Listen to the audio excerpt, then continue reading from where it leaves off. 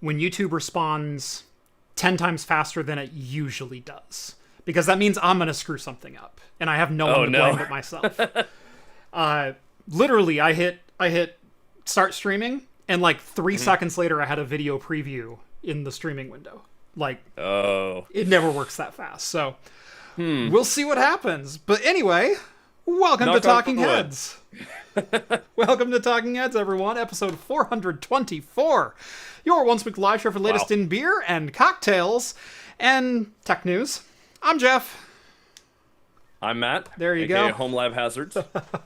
Welcome to the show, everyone. Thank you all so much for joining us on this Wednesday night or in podcast form over on Spotify or wherever your favorite podcasts are found.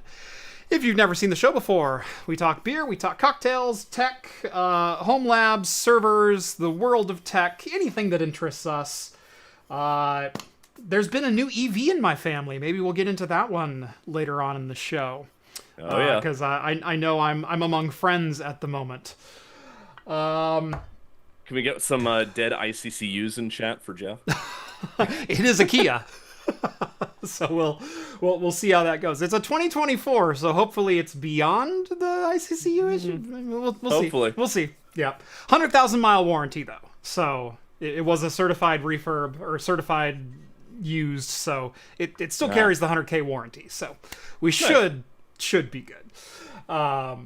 Anyway, if you've never seen the show before, I already said that. Let's see. We do drink alcohol on the show, and tonight is a continuation of Mixology March. We are celebrating the month of March with nothing but cocktails, not like those Marchintosh folks on retro YouTube. No, we're celebrating the actual March holiday, Mixology March. I came up with it first. If you're drinking along with us, alcoholic or not, let us know in the chat, and we'll give some early show shoutouts as we go along. Last but not least, if you'd like to take part in the super secret chat and the even more super secret after party, think about joining the Patreon. Link is down in the video description. As a bonus, you'll get exclusive access to my Discord server, where you can chat with myself as well as all the other hosts from Talking Heads, and join the awesome community that hangs out over there. The Discord is, one of the topics tonight is going to be somewhat about that. Yeah. Sort of. Yeah, a little bit. But the Discord is a really cool place. Again, I found Jeff through the Discord because I was a patron starting in, I think, 2022. Yeah. No, like 2021. Yeah, something like that. And I was watching X79 content on Craft Computing, and now it's 2026, and I'm watching X79 content on Craft Computing. It's crazy. Time is a circle, man. It really is. I wish it was looping for other reasons right now, and I wish we were aiming for another date in time. You know, instead we're somewhere between the Gilded Age and 1939, so we'll see which of those comes true. We're multi-track drifting on both of those timelines. Multi-dimensional drift, yes. Yeah, well, that's intense. Yeah.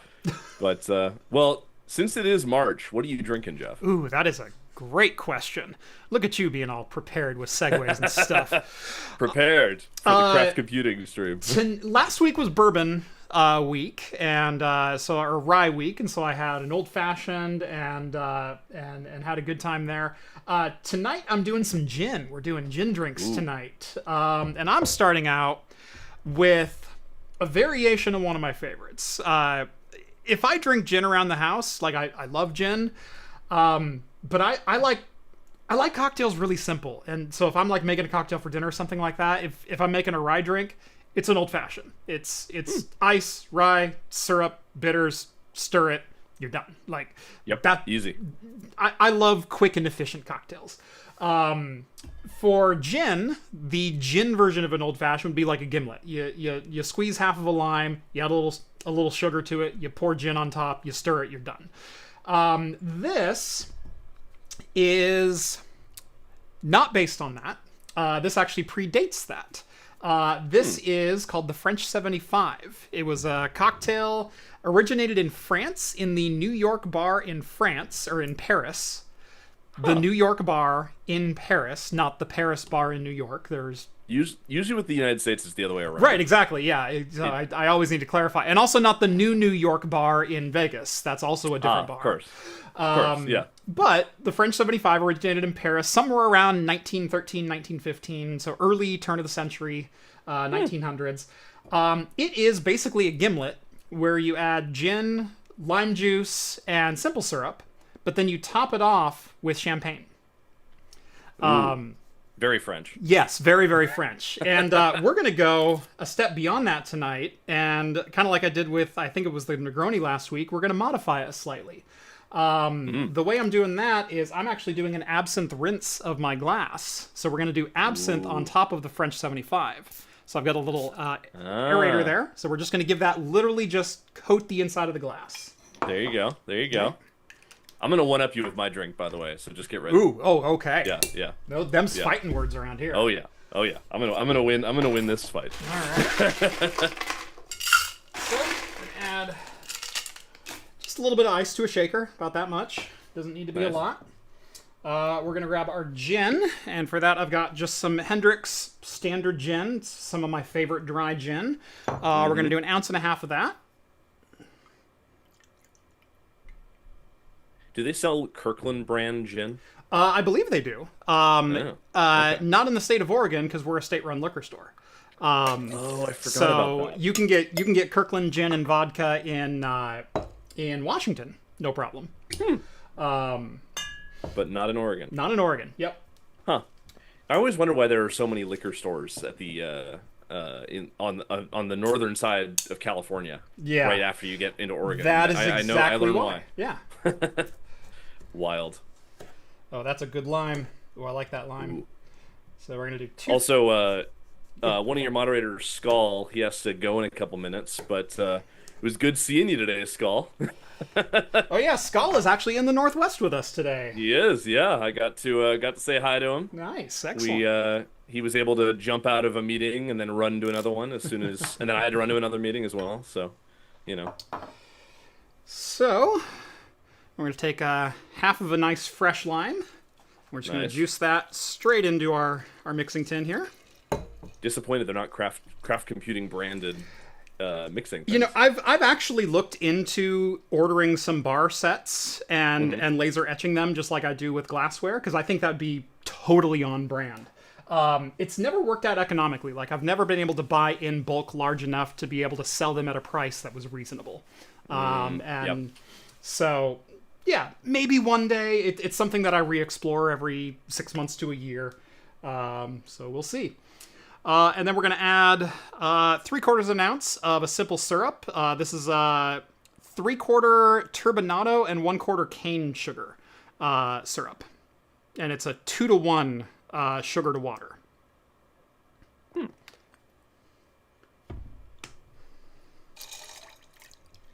I like the turbinado because it's very molasses-like, and I like the cane sugar because it thins it right back out. And so you end up with a really, really rich flavor, but slightly thinner on the body. All right, we're going to give that a shake, and I apologize in advance for the audio. Not a lot I can do about that.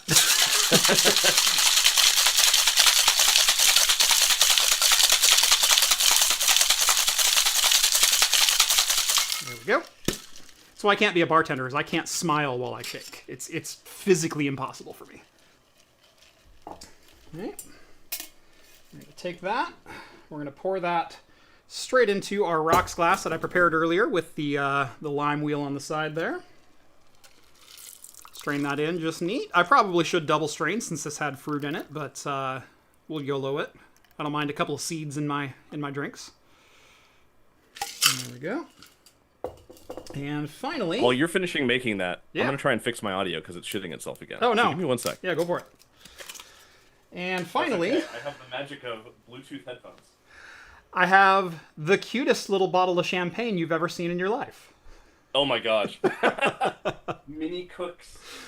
You can buy these in 4-packs for like $7. And so if you just need a bottle of champagne for a cocktail, these are freaking incredible because you get like 9 ounces per bottle. So you get like a whole bottle of champagne, but you get it in a 4-pack that's individually sealed. And it's great. So, yeah, look for these. Huh. And we're gonna do about 3 ounces of that. And there we go. Now I'll just make sure that's all incorporated. And there is a slightly modified French 75. Gin, lime, sugar, and champagne with an absinthe rinse. Wow. Huh. You said you were going to beat that? Yeah. All right. You ready for this? This is a Kirkland pre-made old-fashioned mix that you can buy in a bottle with some ice from my broken ice maker. So it's like tiny little bits, and it's already mostly melted. I just made this like a minute before we started. So, yeah. You need to watch. I was going to do a couple Patreon exclusive videos. One of the videos this month is going to be a batch made old fashioned, what's called a freezer door old fashioned. That is, you take a full bottle of whiskey, you take 8 ounces out of it, and do with it what you will, and then you replace the contents of that bottle. You replace the contents that you took out with simple syrup and bitters and like 2 ounces of water to help with a little bit of pre-dilution, and then you put it in your freezer. And then when you want an old-fashioned, you pour yourself one on the rocks. Wow. So it doesn't freeze. It doesn't freeze because it's a fairly high concentrate alcohol, and it stays super cold. And so you're not trying to chill the drink with the ice. The ice actually stays solid and doesn't dilute very much, which is why you actually add water to the bottle.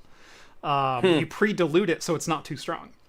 But it's a super, super good drink. It stays cold for freaking ever. And you get like 12 old fashions to a bottle. So wow, it's ready to go. Damn. Huh.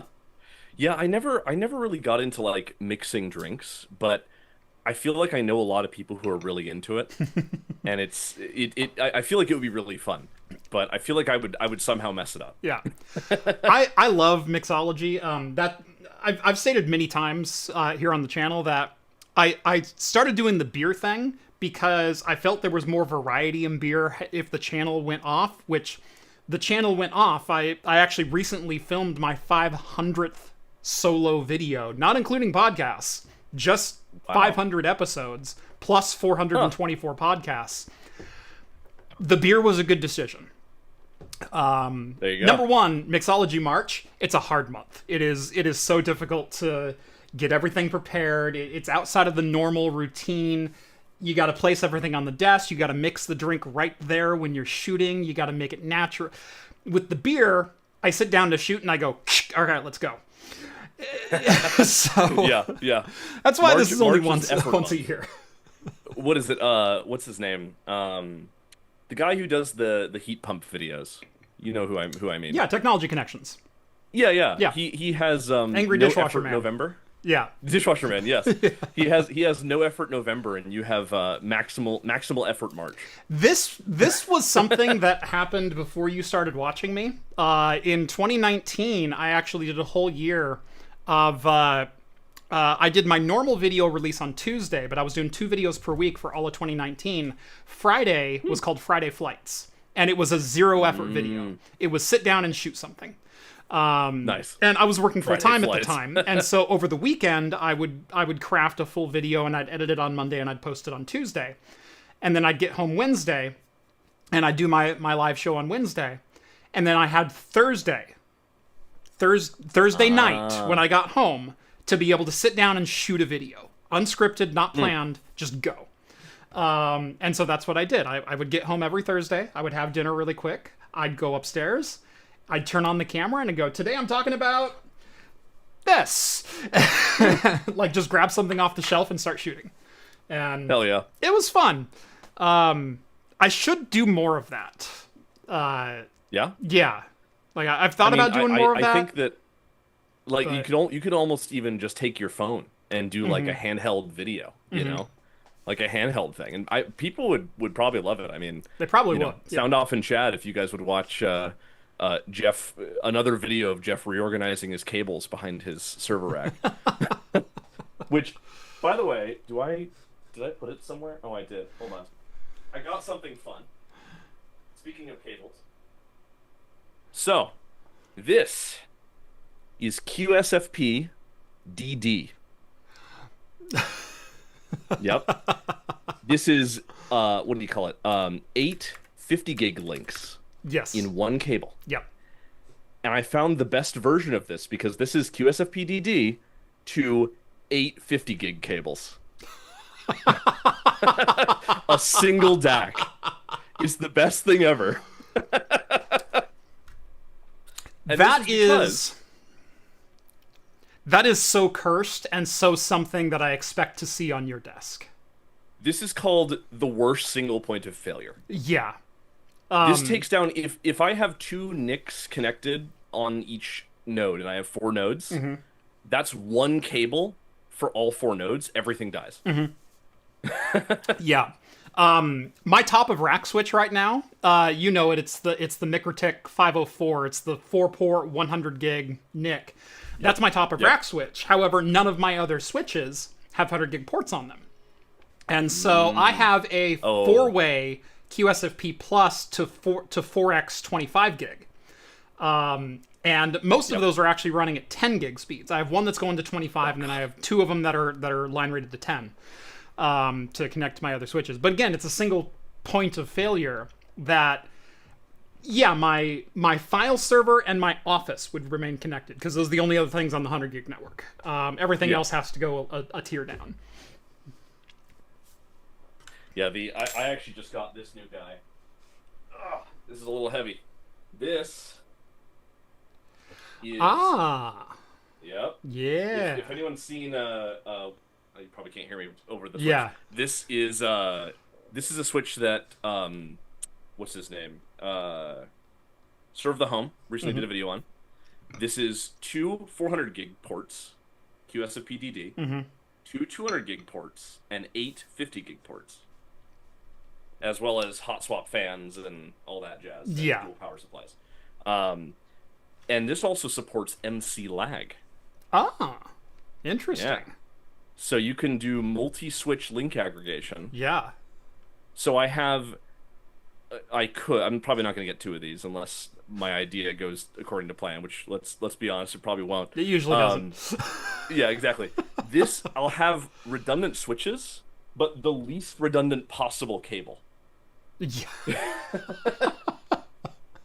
Wait, you're gonna port aggregate and then recombine with a single DAC. Yes.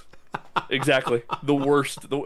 Technically, that would work because it shows up to the system as just a bunch of ports. I mean, it's just copper connected to various things. It's just some of the copper happens to be connected. Exactly. Yeah. But anyway,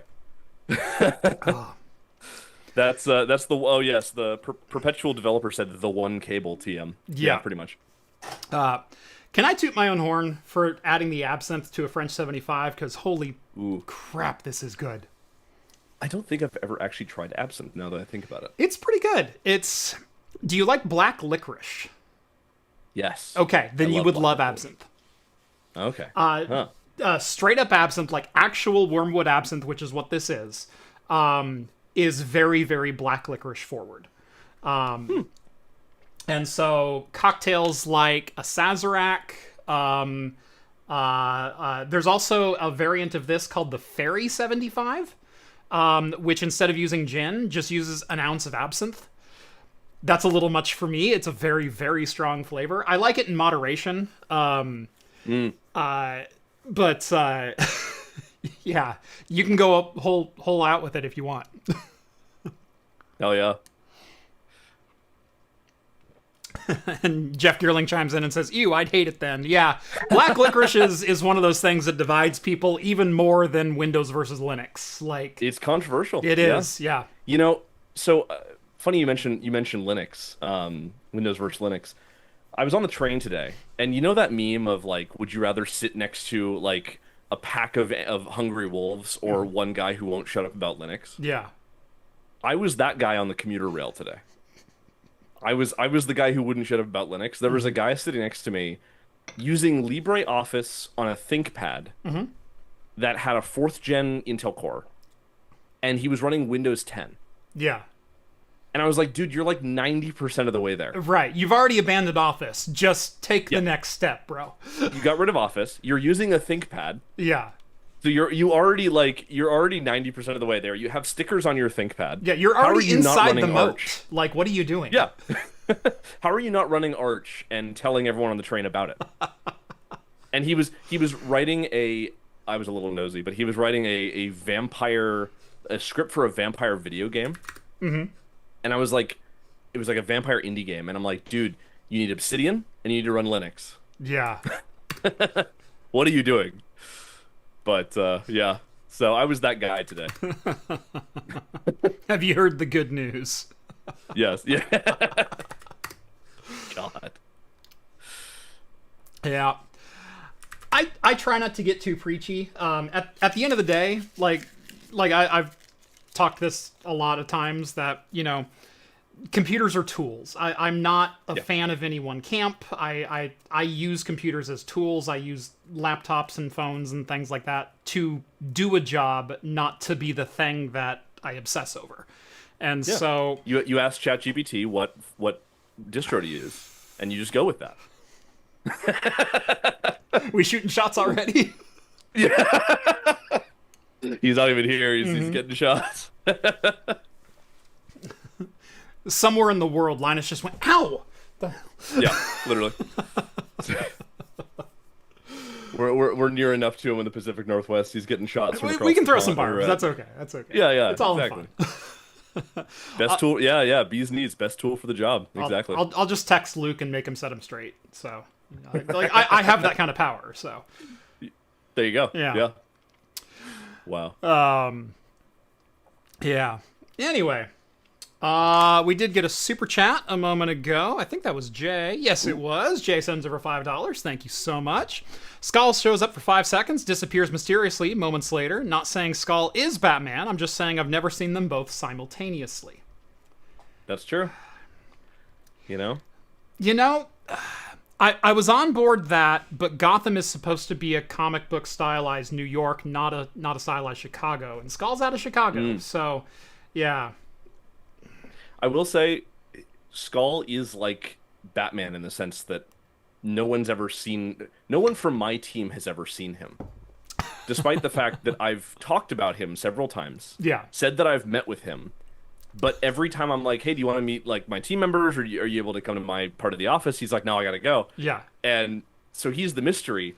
And actually, one of my colleagues, when I was telling them, she was my manager, and she was like, I was telling her about Skull, and she's like, I don't know, this guy sounds kind of sketchy. Are you sure he actually works for this company? Like, he might be a social engineering person. Does he go, hold on, I'd love to, but I have to run, and then he walks back in the room and goes, hey, sorry I was late. Exactly, yeah. Who are you? Yeah. Who is that previous guy? Exactly.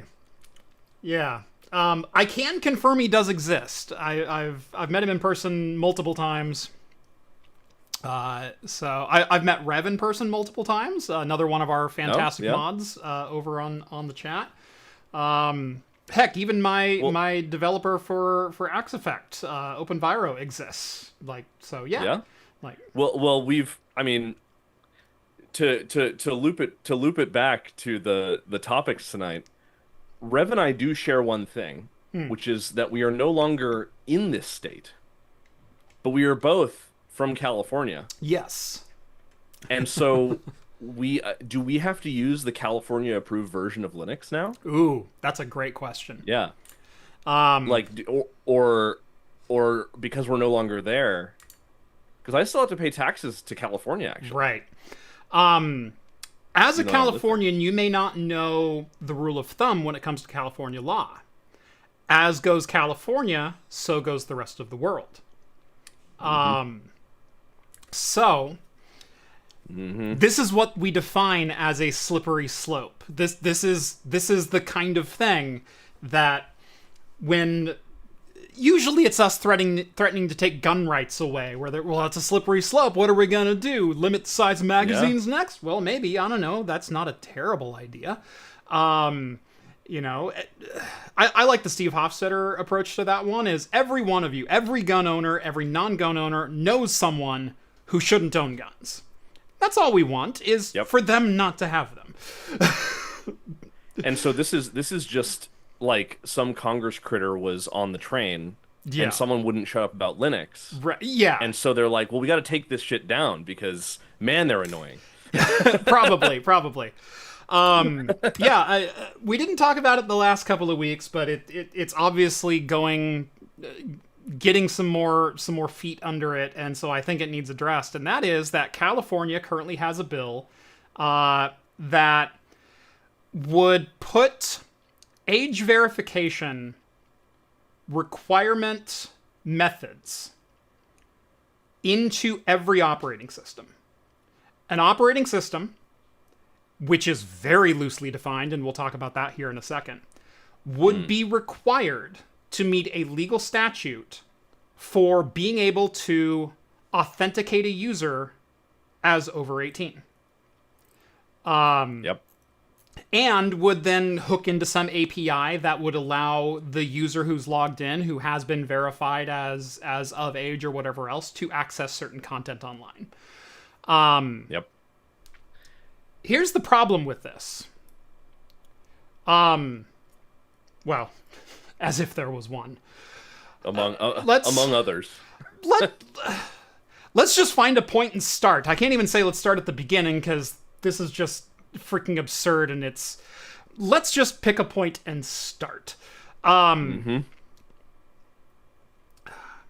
Multi-user computers is actually the standard, not the exception. When it comes to your phone, sure, most people have a phone. Like, if I reach down, I grab my phone, it has my accounts, it has my phone number, it receives my text messages and my emails. This is my phone. I'm the only one who does anything on my phone. Except when I give it to the only ones reading that are you and your FBI agent. Right. Except when I give the phone to my kid to watch a show in the grocery store. Or hand the phone to my wife so she can talk to someone, or any number of thousands of exceptions that come up throughout the course of a year. But this is as close as we come to literally a one device per user thing. Most devices in multi-person households, so unless you live by yourself, are usually multi-user devices. Well, and what I want to know is, does this apply to virtual machine hypervisors? Because that's a multi-user device. It said operating system. The law, by definition. Yeah. Now my other question is, can people get around it by like registering the hypervisor OS and not registering the subdomain? No, because the subdomain is technically its own separate machine. It may be virtualized, but it's its own separate MAC address, user base, user ID, unique identifier, whatever you want to get. It's its own unique machine. The other thing is, operating system is used so vaguely in this context. Your Samsung smart fridge would require age authentication. Your smart light bulb.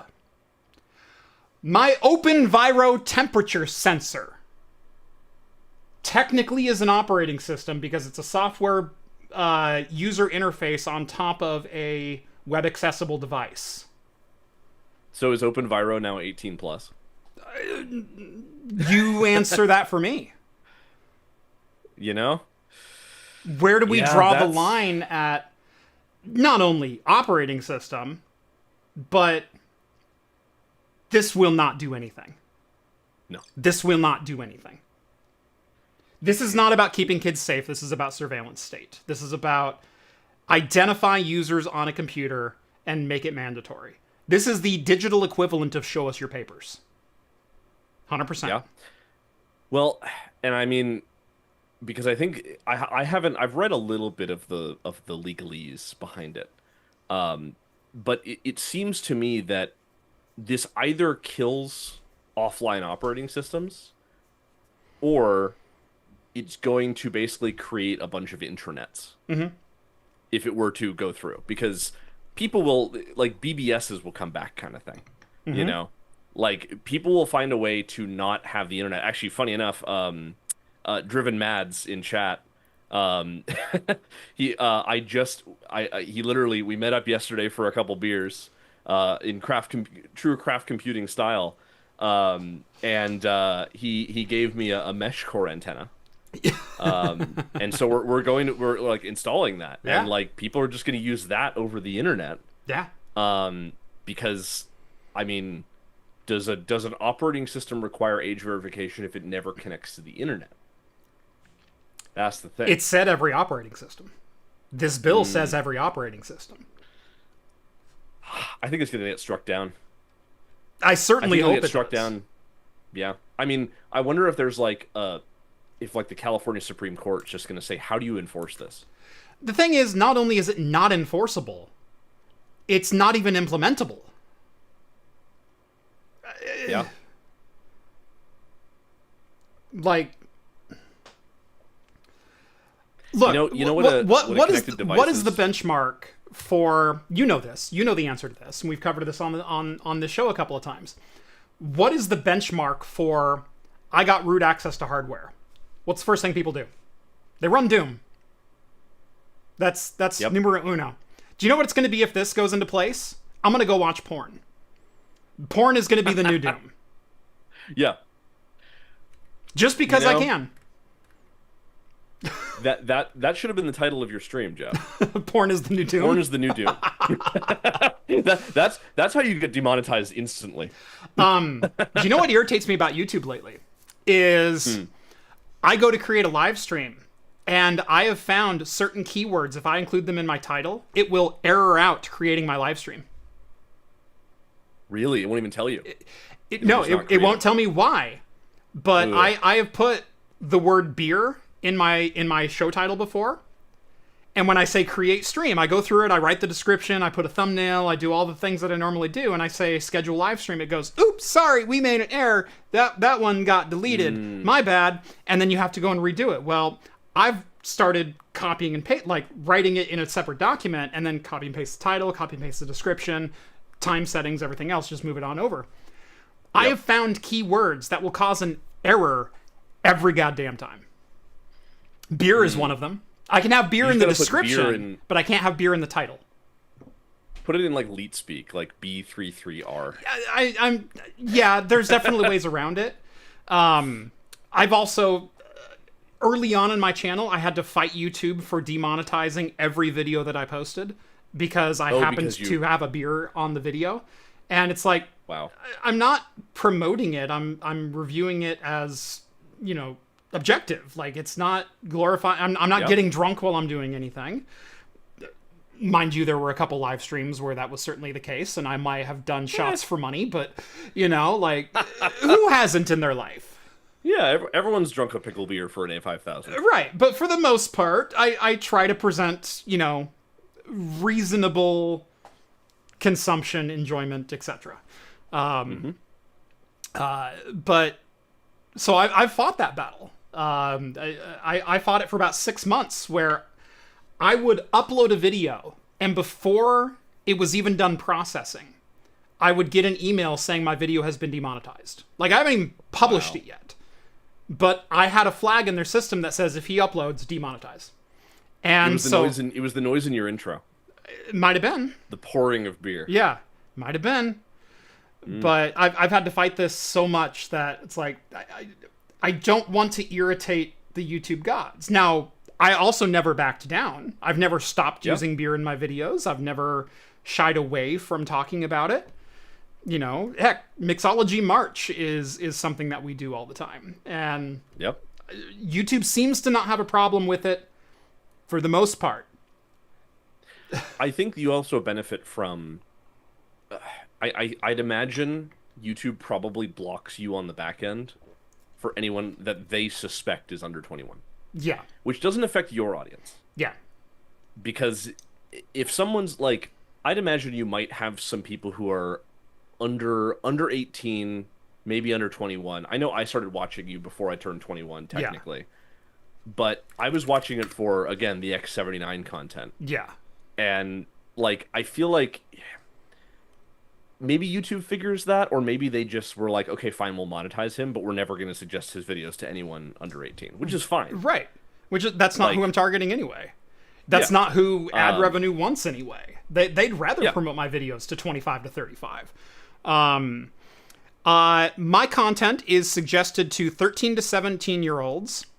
That represents 0.1% of my audience. 0.1. 18 to 24 is 6.7%. So that transitionary, I'm an adult age. And then 25 to 34 years is 26%.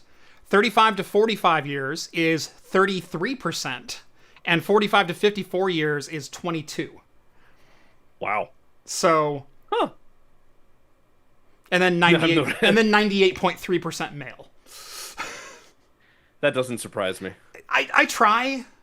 I really do. Like I would love Veronica to bring the others. Explains is holding up that like 1% of Yeah. wow.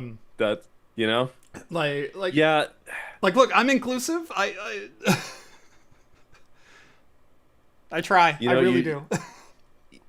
I think it's just the fact that you talk about IPAs. And, you know, I think there are too many women who have gone to bars and said, try this IPA, and it's like, it tastes like piss. Yeah. Yeah. And they're like, never mind. Yeah. Oh, God, it's like chewing on pine needles. Right. Like, yeah. Exactly. But I mean, I'm also hyper aware of that. And so when you listen to my reviews, I usually say, this is an approachable drink. This is one for a starter. If you kind of want to experiment, maybe give this one a shot. Yeah. Or this one's super smoky. Or, man, if you don't like IPAs, don't even open this one nearby. Like, yeah. I'm brutally honest about that because I understand people have different tastes and I want to be inclusive of everything. I've also reviewed ciders. I've reviewed non-alcoholic beers. I review Mixology.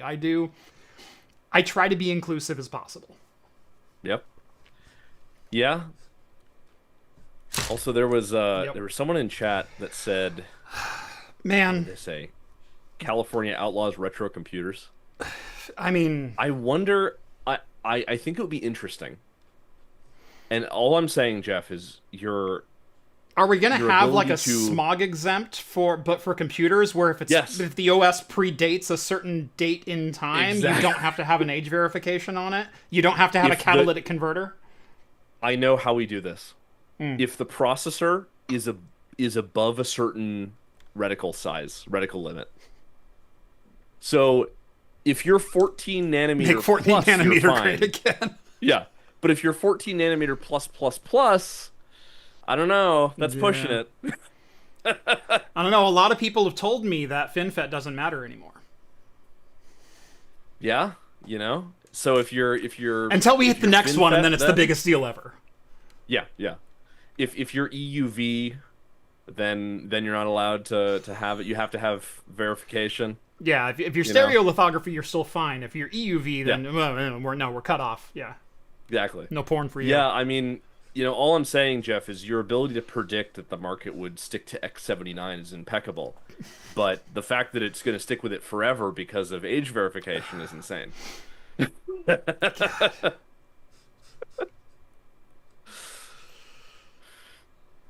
Tesla's running on a single central OS. Yeah? Yep. Tesla's an operating system that has a web browser built in. You need age verification. Yeah. Technically, you can be 16 driving a Tesla. 15 if you have a permit. So, you know, this is a bit of a tangent, but I grew up in the Bay Area. And the best way I can describe the Bay Area to someone who's never experienced the Bay Area is one of the people I went to school with, her first car in 2014 was a brand new Model S. Her parents then got divorced, and so she had to sell the Model S. Yeah. So tragically, she had to be downgraded to a Performance Model 3. Yeah. Oh, Tragically. Yeah. Another life cut short. Yeah, exactly. And I remember someone driving an I-8 to work or to school, Yeah. and I was like, wow, that's and this was high school. Yeah. So No, we come from different upbringings. yeah. You and I. Yeah, I got to experience the screw you money. But I went to the school. I went to a private school for free because my mom taught there. So I got to experience the best and the worst, the highest, the least amount of money and the most amount of money in terms of best to worst, because man, rich people can be insane. Yes. But Yeah. yeah. Well, I mean, those rich people can at least afford DDR5. So I remember one of my the first job that I actually had an IT role in. I worked for a small manufacturing place out of Wilsonville, Oregon, making wood floor accessories. So if you got a wood floor installed, they made the wood floor vents and the stair treads and the railings and so if you got a wood floor, we made vents to match. And I was the one who cut the slats in the wood vents. But if you've ever been to Home Depot, if you've ever been to Home Depot and you've gone and looked at the wood floor vents, there's 30 different brands. They're all cut by one company out of Wilsonville, Oregon. But we sold something like 188 different species of wood. So again, like rich people stuff, like. Yeah, that our entire floor is Bubinga African blackwood, or some like weird rare species or something like that. We would make you floor vents. My floors are mahogany. Yeah, we would make you floor vents to match your custom African blackwood floor. Yeah. Wow. When I was employed there, one of the co-owners or business partners or something like that had some trouble with his home network and PC and wanted to use me on company time because it's free to him. It doesn't matter. Of course. To go do work at his property. And so I followed him like 35 minutes out of town, and giant house up on the hill. If you're from Oregon, you know exactly where I'm talking about. Giant house up on the hill overlooking the entire valley. And while I'm working on his computer, he goes, yeah, did you see that barn on the edge of the property as we were rolling in? I said, oh yeah, that old red barn that was there. He goes, yeah, that was such a beautiful piece. That was down in some podunk little town in southern Oregon. And I remember driving by it like every day when I was a kid and whatnot. And one day they were going to tear it down. And I decided that really shouldn't happen. And so I talked to the owners of the property, and I had them move it plank by plank up so I could enjoy the barn up here on the property now. It's like, bro, you're paying me $12 an hour. Like, we come from different worlds. That's insane. Yeah. That is absolutely insane. He was waxing poetic that he hired people to move a barn plank by plank to preserve it so he could see it on his property. He spent like $80,000 doing this. Wow. This was 20-something years ago. And didn't even bat an eye. That was just normal conversation to him. Wow. It's like, cool. So do I get like a $30 tip or something? Oh no. You're on the clock right now, so you know. And tell you what, you can drive back to work and you can clock out when you get there. He gave me that extra 30 minutes. Gave you extra $12. $6. Ah. Yeah. Yeah. Well, see, that's the thing, is those are the type of people that buy the hardware that we buy used. Mm-hmm. And it's great. Like, who in their right mind bought a 2990 WX? Was it the 2990, the WX? Yeah. That had like 4 NUMA nodes? Yeah. And it was terrible for everything except for like specific multi-threaded tasks. Right. Yeah. Because it was 4 NUMA, you had all of the inter-core latency that you normally got from separate CPU socket systems. So essentially you were running a 4-socket, 16-core system on a single socket, but with 4 independent memory channels, 4 independent buses, 4 independent caches. Yep. Infinity cache. Yeah, I mean, it's gotten better, but yeah. Yeah, well, See, I think that's the interesting thing is especially the world we're going into is like that's why used server hardware is so compelling Yeah. because what was it? It was how much did you just spend for all those Xeons that I sent you? Oh God. Yeah. They were Skylake based. It was Skylake. Yeah. I just bought an 18 pack of Xeons. Now a lot of them are like the 4110 silvers and things like that. Yeah. And I think there was even a 3104, one of the like the 6-core, 6-thread. Yeah. I think there was one or two of those in there. But 18 Xeons, I think I spent $47 on. Shipped. Yeah. Yeah. I think X79 or the new X79 is going to be LGA 3647. Which is weird to think about. Not until memory comes down, though. That's the problem. Oh. That's the problem. It's all DDR4. Even X99 is DDR4 outside of a couple really odd SKUs, and there's no like used server gear that uses those SKUs either. You're not going to find a Dell that takes a Xeon 2678 V3 that accepts DDR3. It doesn't exist. The only times you're going to find that is in hyperscaler gear, which you can't plug in anyway because it runs on 56-volt DC. Oh, yeah. Yeah. Or you buy one of the AliExpress special boards out of China that has either 4 DDR4s and 4 DDR3s, and you can use either of them depending on the CPU that you put in place, or it just has all DDR3, in which case you're limited to like 6 CPU SKUs. Yeah, it's a really weird thing we're in right now because DDR4 is just obscenely expensive, let alone DDR5. Well, you know what's not expensive though? Is Intel's new chips.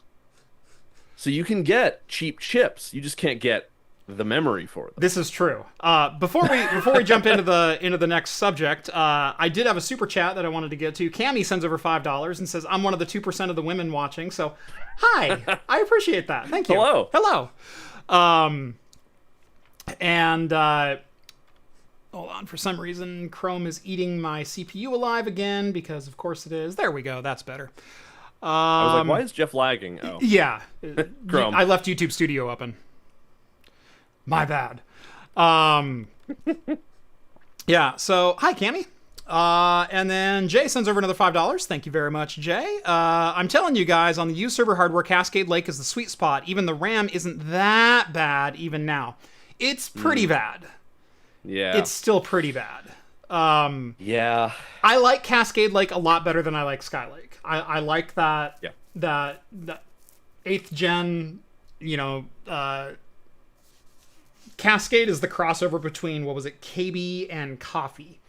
You need at least 3 pluses on the 14 nanometer. Right, yeah, you get all the pluses that you need. It's no Ice Lake. Ice Lake is 10 nanometer and its own ball of garbage. But I like Cascade Lake CPUs a lot better, but the problem is the platforms are just so freaking expensive still. Especially if I need 6 memory channels times 32 gigs per channel. Cool, I can run 192 gigs. I can actually take advantage of all these, 44 or 48 cores or whatever the chip that I bought. Cool, I got a motherboard for only $400. What's the memory going to run me? Oh, $1,000. It's still pretty bad. Yep. Yeah, Speaking of, there might be a craft computing yard sale coming up with some ECC memory in it soon, so... Oh, shit. Stay tuned. Yeah, I think that an interesting thing that's happening is that, like... I mean, DDR3 is coming back. Mm-hmm.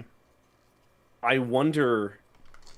it's bad when Intel, releasing a new part, opens their video with... RAM is expensive. Yeah. Like, they're trying to sell this, and they have to, like, open it with, "We're making this cheaper because RAM sucks." Which is effectively what they said. Did you see the video? I saw the video, yeah. Hold on. You reminded me of something I've got to pull up real quick. Someone shared... Where was that at? Someone left a YouTube comment, and for some reason it didn't block the URL that was attached to it. And I'm really glad I clicked on it, because this is something I would genuinely expect to see in your server rack, Matt.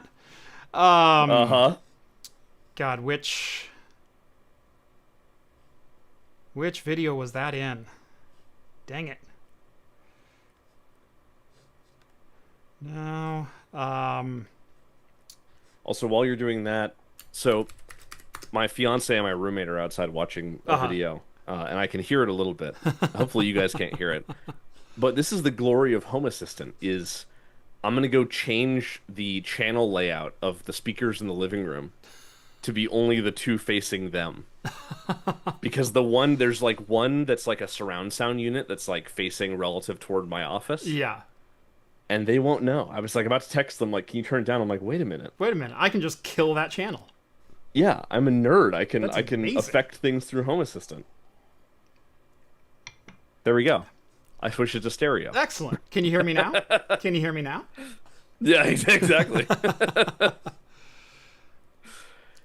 Yeah, Jason, hoping your hardware doesn't break. Yeah. That's a big one. This Titan wait, there it is. Titan RTX up there works fine, but the heatsink is dead. And I want to find a way to cool it that's not too cursed. But, you know. Here's what I found. Here's what someone sent me. Oh, God. This is a logical DDR4 to DDR5 converter card developed by Asus. I was going to say, it literally looks like DDR5 with the little chip in the middle. This is Oh my a gosh. DDR5 controller that will use the memory channels of a DDR4 DIMM. I love that, but I also hate that. This was developed by Asus. Wow. It's ROG. All I'm saying is the market for 4U plus chassis is going to explode because of this. Because where else are you going to put that thing? Like, it's so tall. God forbid you have a cooler that hangs over. Like, yeah. What I want to do, though, is they need to make a DDR4 to DDR3 adapter. yeah. And then you need to make a video where you put the DDR3 DIMM on the top yeah. with the DDR4 adapter and the DDR5 adapter. Yeah. Because technically, if it's adapting the way that I'm thinking it is, It's all just memory addresses. It's just a matter of the protocol that the controller communicates in, which can be adapted because at the base level, it's just memory addresses. yeah, and they make 6U chassis, so Yeah. like you could probably fit two adapters in a row. Yeah. We could probably I think run DDR5 1866. Like, I'm sure that's Yeah, I think that's still in I would- JDEC. I would love my storage to be faster than my memory on a machine. Like, have a Gen 5 by 4 NVMe, Right? and know that my page file is faster than my memory. Yeah. I'm gonna have How low to can we go? find some of these conversion cards and see if that's maybe a thing that we can do. Yeah. And to that end, I have to say, today's video is brought to you by Meter. So You know what problem you won't have with Meter is cursed adapters. cursed Because adapters. That's right. They'll give you the right stuff. Right, exactly. While I certainly enjoy, and I know Matt certainly enjoys tinkering on our home labs, if you run a business, you probably have better things to do with your time. And that's where Meter comes in. Meter delivers an all-in-one networking stack that bundles everything you need into a single package, including high-speed wired and wireless networking, power delivery, firewall and routing, and even cellular, all in a single integrated solution that's built for performance and scalability. Meter handles everything from design, procurement, installation, setting up a custom network for your business, and will even negotiate with your local ISPs to get you the best rates on internet connectivity. All that shows up in a single cloud-based dashboard, giving you clear visibility into every layer of your network. Meter ships the hardware you need today and will automatically upgrade your hardware as time goes on, ensuring your users and your business always have the tools and connectivity they need. Whether you're starting up a new business, expanding to new locations, or you're network looks like Matt's, let Meter take care of the hassle for you. Visit meter.com/craftcomputing to book a demo today. Again, that's That's meter.com/craftcomputing, and a huge thanks to Meter for sponsoring today's episode. I can almost guarantee you that Meter will not deploy a single point of failure to your 8 switch to your 8 machines. They will not be using that cable. Yes. Yeah. Yeah. God. You know, I Meter, so here's the thing. Meter knows how to choose, you know, they have chosen a couple YouTubers. Yeah. Unfortunately, they don't know how to choose YouTubers who know how to choose Linux distros, but that's fine. We'll give them a break. Now that they're sponsoring LTT and Craft Computing. Yeah. First he was stealing my video content, now he's stealing my sponsor? What the... I know, what the hell? That was immediately my thought when he goes, Meter! And I went, you son of a... Linus, glad to have you on board. It's okay. I think based on your audience, you know, you could say to Meter, hey guys, YouTube has ghosted all the under 21-year-olds from my channel. They're all over at there's LTT. A higher chance. Yeah, there's a higher chance that they're making management decisions. Right. There you go. Yeah. That is actually something that we pitch people on, is our demographics of being primarily IT professionals, a lot of decision makers, more decision makers than would make sense per capita in my audience. Like, for some reason, they kind of arrive at my channel, whether it's good ideas or bad ideas that bring them here. Yep. Sometimes both. Yep. So, but yeah, no, that is actually part of our standard pitch is, look, we're not a 1 million subscriber channel. We're probably never going to be, but we have a dedicated audience that lives and breathes this kind of content day in and day out. And that is the kind of audience that you're trying to reach. So, do you want 1 million clicks? Cool. There's a dozen channels that'll give you that. Do you want 300 really good clicks? That's what we can deliver. Well, here's an example. Your audience just sent you $20 just to roast me. This is true. This is true. You know, that I call that ROI. Yep. That's what I'm saying. Yeah. Cormucker sends over 6 Canadian ruples, DDR4 to DDR5, and people laughed at my SODIMM to DIMM adapter. Nah, well, yeah, we laughed at that too. Now that's an idea. DDR4 SODIMM to DDR4 adapter to DDR5 adapter. That would still be JDEC. And then we got to find a DDR3 SODIMM to DDR3, then an adapter. How many can we put before the traces get too long? Hold on. Look, there's all... This picture is older than the internet itself. Okay? Yes. Yes, there's always a way. I had someone in 2003 ask me if this picture was possible. Wow. Might not have been 2003. Oh no, that's a 1 gigabyte drive. Okay. There was a similar thing going on. I know someone has asked me specifically about this PS2 to USB adapter. If they could add another USB port to their computer by plugging that in. I've had someone... What would happen? Nothing would happen. Nothing, right? Because USB is serial. Okay. And so all this is doing is connecting you to a different serial bus. It's the same pins. Yeah. But it's not the same protocol. I'm sure there's a way. USB could technically be transmitted over any 4 wires. It's voltage, data plus, data negative, and ground. Like that's all USB 2.0 and 1.0 was at their core levels. That's essentially what a mouse was as well. And DB9, you know, DB25, those are all serial connections. It was all just data in, data out along a certain path at an agreed upon baud speed. The problem is that serial baud was infinitesimally slower than USB baud. USB 1.1 being 11 megabytes per second. So 1.1 million packets versus some of the fastest serial is what, 115,000. Yeah. I wonder, you've seen those like QSFP to SFP adapters, right? Oh yeah. I wonder because even PAM4 compatible 800 gig ports can technically fall back to 1 gig or even 100 meg.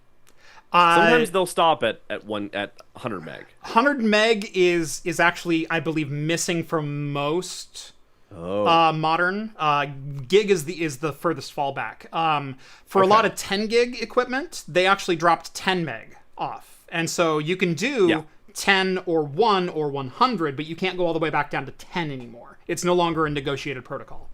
In a similar sense, the higher speed networks have started dropping off 100 meg, and I don't think anyone's dropped off gig yet. I think gig is still a negotiated line rate for even 800 gig networks, Ethernet, but that day is coming. All I'm saying is I think you should piss off your audience by running a PoE camera off of your 100 gig switch. Like get an adapter, and then just to top it all off, just get an adapter and a PoE injector, and just to top it off, get like a PoE injector that's limited to 100 meg. 100 gig to 1 gig multi-mode, to a multi-mode media converter, going over to 100 meg Ethernet with a PoE injector on the end. Yep. I can daisy chain some nasty, like, I want to see an 800 an OSFP 800 gig switch connected to a 100 megabit hub. That's what I want to see, because that's possible. A hub even. God. In fact, I know a guy who could get you a few hubs. He just has to open your garage. I don't have the hardware. That hardware would be older than me. I know it is. Yeah. I've decommissioned hubs. I've decommissioned T1 lines. I've installed T1 lines. Yeah. Yep. It makes me happy that April is coming. Oh, as an April Fool's joke. Yeah. Finally getting enough bandwidth for my PoE camera. And the 100 gig switch. Driven Mad sends over $20. Here was the roasting comment. Networks like Matt's. Yes. Some of my best improv work. That was great. Cormacor sends over 20 Canadian bucks. DDR2 to DDR5 win. That one's actually interesting because there was a variant of DDR2 that is not compatible straight up memory addresses, and that's FB DIMMs. Fully buffered DIMMs. The warm ones. Yes. Yeah. FB DIMMs used basically like a sub-registry arrangement where they had a controller that kept them in tiers. They like created their own like individual tables for each channel. FB DIMMs is how I learned that not all computer processing devices are capable of throttling. They'll just stop working. Right. Because if you don't cool them, they just stop working. Yep. Completely. So. And then I know we got a super chat earlier from Vince, and I was in the middle of a flow, and I was going to come back to it, and now I can't scroll back to it. Can you scroll back and see what Vince left? Because I had to refresh my page. Error 424, failed dependency on the internet. He said, want to join my dial-up ISP and run AIM instead of dealing with modern BS? Yeah. So, what were you going to say? Vince has a 40-port ISDN switch working in his house right now. Yes. So if you want dial-up internet, I know a guy. Yeah. Yeah. And, his servers that are running that ISDN, I installed the electrical for that. Yeah. So it's reliable. I'm just glad he super chatted, so I know he's still alive. Yeah, exactly. Yeah. His house hasn't burst into Yeah. flames quite yet. Exactly. Oh, Green also sent a super chat. Hold on. Oh, did I miss one? Let me scroll up. I'm going up in the list. I thought I got greens. Mac OS. Oh, pick 3 devices to game on for the foreseeable future. No limit on cost. All associated peripherals included. Ooh. Must be a product or possible to assemble. Ah. Green is ever the handheld enthusiast. He's just dying to hear my opinions on the Ein Thor, which is my latest thing that I'm working on. Yes. Your DS, but not a DS, with an Xbox layout. Yes, yeah, the Xbox layout, but with the A in the Nintendo layout. It is the Nintendo layout on the ABXY.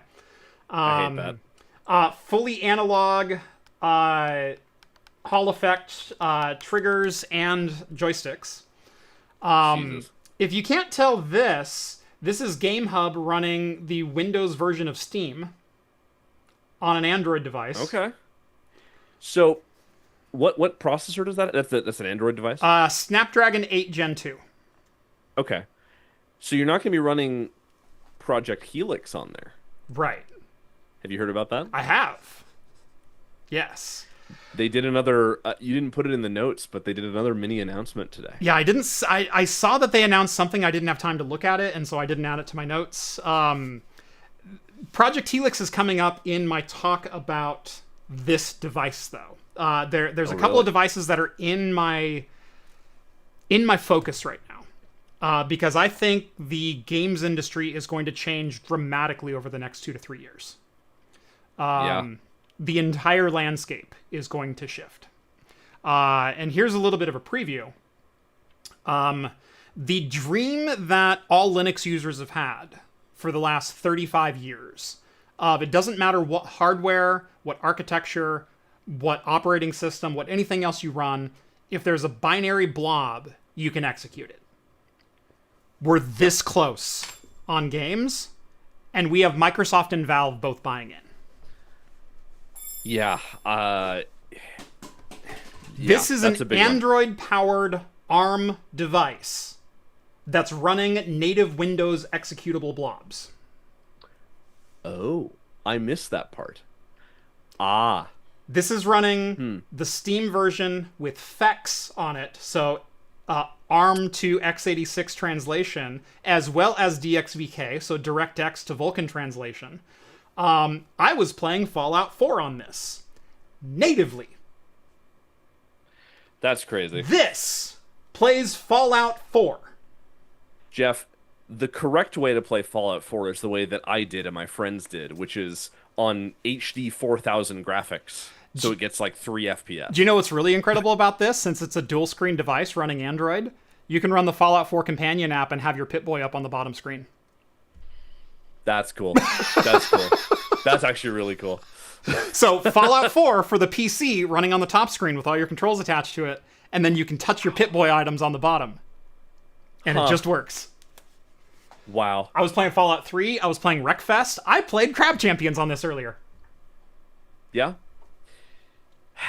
This is a $320 Android phone, essentially. And it's playing Does it have an PC LTE games. radio or no? No, it's Wi-Fi. Oh, okay. Yeah. Okay. But Huh. it's what's coming in like mid-range flagship Android phones. Like your $800 phones, those are Snapdragon 8 Gen 3s right now. This is an 8 Gen 2, and it can play Fallout 4. Can it run Crysis? It can. You know, could you run... Does ray tracing stuff work through FEX? Haven't tried ray shit with that tracing still. yet. Haven't tried anything ray tracing yet. I don't know if this has any ray tracing ability. I would be dubious if it did. I think the newest Snapdragon stuff does. Yeah. It has like It might. built in because I know the X Elite does, and I wouldn't imagine that Qualcomm would. That's right, it remove that does. from their I phone. forgot the X Elite. Yeah. Okay. I mean, it's different cores, but I Yeah. think the GPU is the same. It's still like Yeah. I forget what they call them, but yeah. the Adreno or the Turnip or whatever. Yeah. The turnip.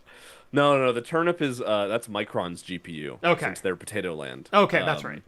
So their memory architecture is chips, is potato chips, Yeah. and their CPUs are turnips. Gotcha. Yeah. But yeah,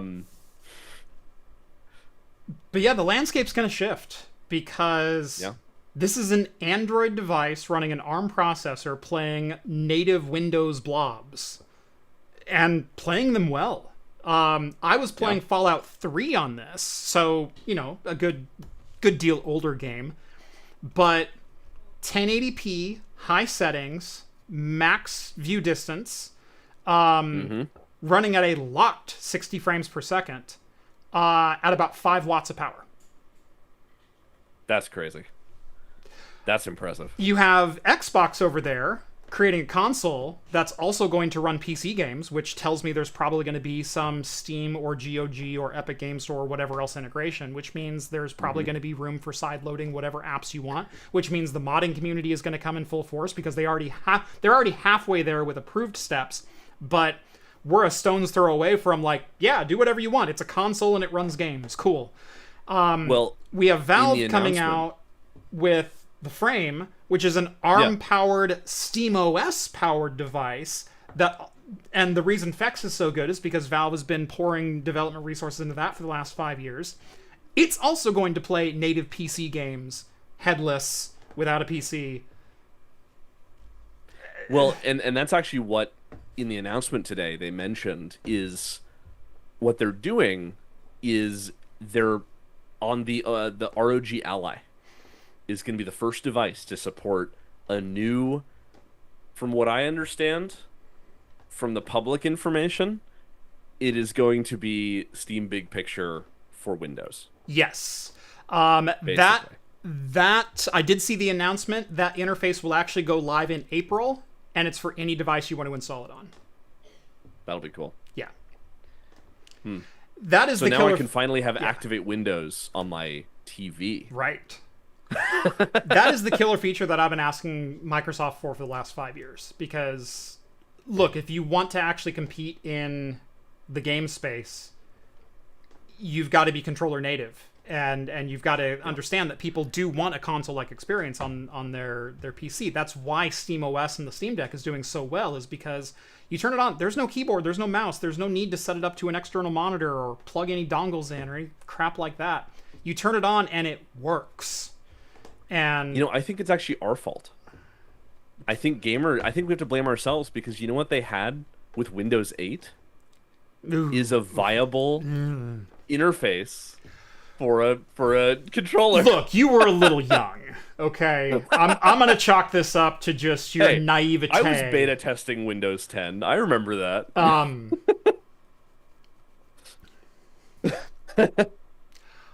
On my honeymoon, I brought a laptop with me with the Longhorn beta on it. So don't test me. Yeah.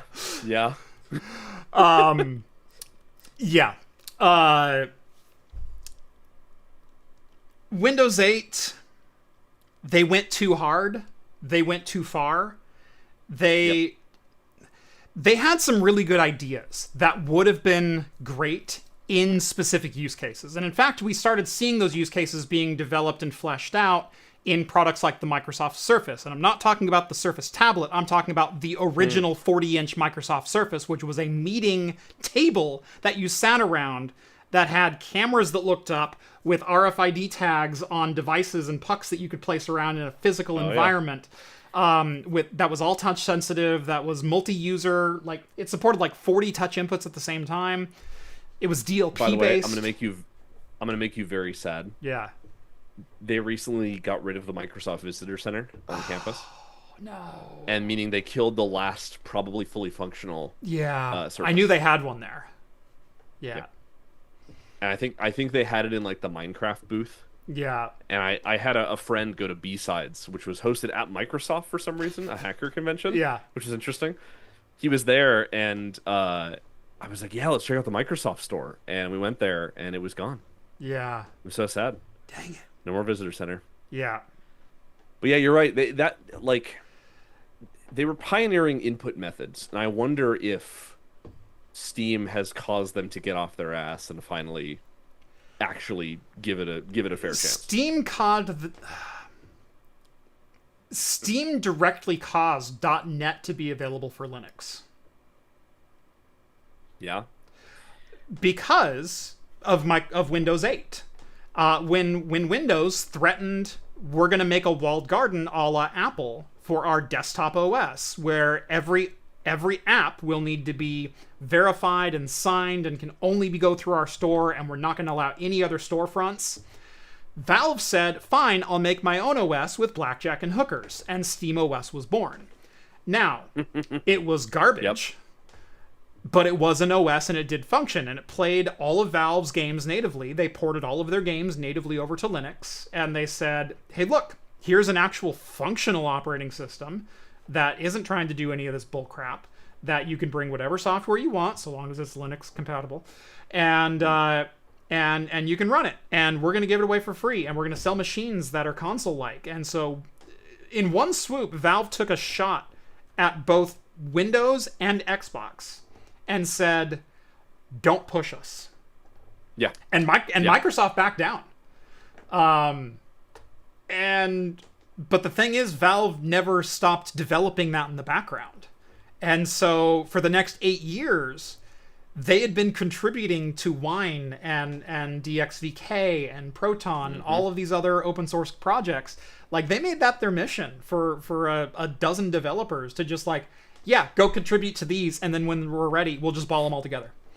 And so if you're interested in the history of like all of this, these were actually some of my first really big videos that were not like flash in the pan viral things.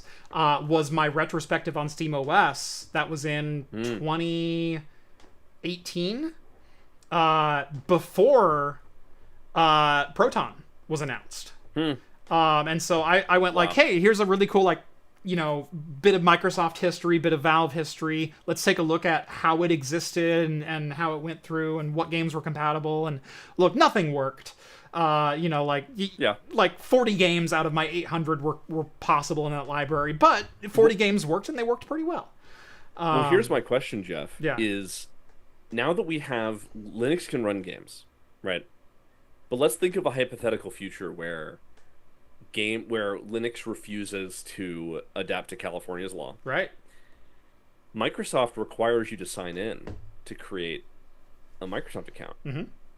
So they know they will ostensibly know your age. Right. I can, like, even if this California thing doesn't go through, Apple and Microsoft are going to have age verification in their operating systems. It's going to happen. Yeah. So that might be the weird way that Linux might have not a leg down in this again, which is interesting. I'm going to make a statement. It's going to sound like an attack. I promise it's not. Okay? I think you're thinking globally too small. Whoa. Okay? There is so much distrust with the United States right now that entire countries in Europe are looking at ditching Microsoft as a wholesale product, at no longer being reliant on any Microsoft product, because Microsoft is a US-based company. And so if you're looking for development influx into alternative operating systems that are not Microsoft and are not Apple, because those are the two that come out of the US, there's a third option. We might see a massive influx of open source development over the next 5 to 10 years because of European countries no longer trusting the United States to carry out their operating system. Well, and I think this also comes back to on top of all the other things that you mentioned, but true, yeah. Right. I mean, here's the thing. So, actually, I wanted to mention this because, again, I haven't read the bill. All of it, at least. I've read a little bit. But I have to wonder, is this going to cause those little BBSs? Because California can't enforce the OS thing or the platform thing. Let's say they roll it back and they say platform. Because that's a lot of the case. It's like platforms are where the what do you call it? Legislation usually ends, right? So if I create a decentralized platform with like 50 friends, then I assume I won't have to like verify their identities, right? Right. And this comes back to the Discord thing too. Is I wonder, are we going to start seeing federation and decentralization as a way for people to communicate to get around this? Because it might be the case. Because I mean, the law is already too vague as it is. They're going to change it. Yes. It's going to get changed. Yeah. Either it gets changed or it goes into law for like a year and then everyone realizes that it's impractical. But I wonder. So we'll see. Yeah. I think long-term, federation of services is the answer to a lot of things. It's not perfect. And, I mean, people want ultimate control of the services they host, a la federation. The problem is, how do you expunge the 1% fringes of society that thinks that racist, misogynist, etc. things are okay to post on public forums? And like, look, it's okay. They all went to Twitter. No, they all stayed on Twitter. Yeah. Like, look, rule number 1 in my Discord server is don't be a dick. And to break that down, I say strong language is acceptable, hate speech is not. And that's the rule. If you need to swear, can swear. Like, just go for it. As long as it's not rooted in hate and as long as it's not a direct attack. You can be frustrated all you want. I certainly am all the time. I'll jam a finger and an F-word's going to come out, I was genuinely trying to think of like a joke of like who could I poke at, but there's no one in your community that is regularly there that is a nuisance in that way. Right. Like there's genuinely no one who's like that. We don't have any pot stirrers, and that's kind of by design. That's literally why Rule 1 exists. We have had in the history of the channel, I think roughly about 10 bans. Out of, I think gross we've had somewhere around 1,500 users. We still have 1,000 users, and so we've had like 1,500 users come in, 1,000 users stay, and only 10 of those be banned. So like, wow, a less than 1% ban rate. And the majority of those bans were for pushing the bounds of not safe for work, porn, waifu, anime, all the hentai things. I think there's only been 1 or 2. It's like, you're just a dick. Please just go away. Like, yeah. That's why my account got suspended for a while, but I came back eventually. Right.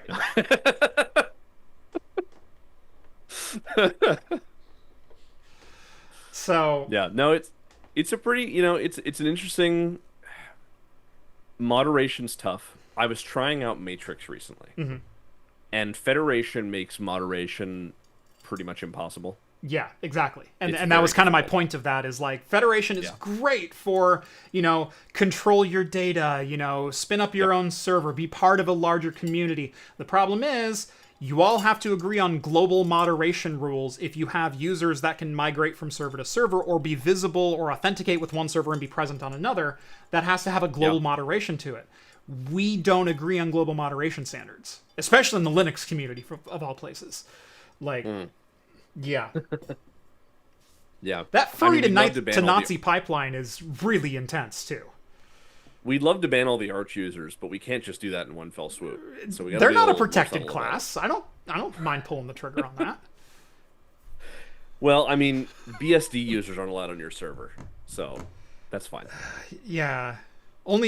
That's actually my favorite Linux distro. Devil Linux? What? Devil Linux? Yeah. Devil Linux BSD. All right. Well, sweatier Linux. It is 7:30. I'm gonna go ahead and make up my second cocktail here. So first, I need to. I'll hold it down, and then I'll. Yeah. Well, I just had to bully Vince while we were here. Circuit Rewind, Because what do you call it? BSD enthusiast.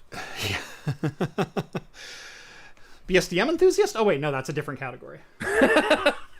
That's what got him. That's what got people banned from the server. Yeah. I'm gonna go make myself another one. Do you want to switch to the just you cam while you make this I could guy? totally do that. Yeah. Hell yeah! I will be right back. Cool. There we go. I am all full screened. Cool. So this next cocktail is also a shaken cocktail. This one is called the Between the Sheets. And unfortunately, I don't remember much of the origin about this cocktail. I know I've read about it before, but I can't give you the full history like I did on the French 75. But this one is also a gin-based cocktail. It is equal parts gin, brandy, orange liqueur, and lemon juice. There's no sweetener. It is a very tart, very citrus-forward cocktail. The brandy kind of works as your sweetener, tones it down a little bit. But I haven't had one of these in a while, so I don't quite remember what it tastes like. So this should be fun. We're going to start off by grabbing our shaker here. I'm going to squeeze a little bit of a lemon in there. We should be aiming for about 3/4 of an ounce. And oh my god, that is a juicy lemon. I shortcut that, and I think I still got over an ounce of juice out of that thing. Like, here's the part of the lemon I didn't use. Like, uh-oh. As a cocktail. No, mead is a fermented spirit. It's based in honey, but it's yeast eating up honey and pooping out alcohol. So it is a fermented spirit. Because I have. I'll allow it. You'll allow it. Yeah. This is Odin's Alchemy Brewing, Krampus. What does it say? Blood orange cranberry mead with spices. Ooh. 12%. All right. I was gonna get a beer, but I'm like, that's not in the spirit. But Yeah. You know what? This is close enough. Yeah. So we're going to do 3/4 of an ounce of an orange liqueur. For that, I'm using Grand Gala. That's my favorite orange liqueur. It's fairly inexpensive. I mean, it's like $23, $25, so it's expensive for a liqueur, but I think it's well worth it. You typically don't use very much of it, so you don't go through it that quickly, but don't get the De Kuyper's $9 bottle. Please, for the love of God, don't do that.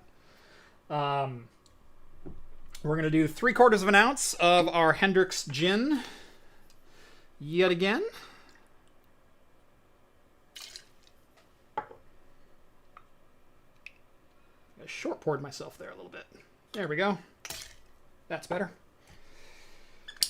And then for a brandy, you can't really go wrong if you don't use brandy a lot, just getting the Corbel.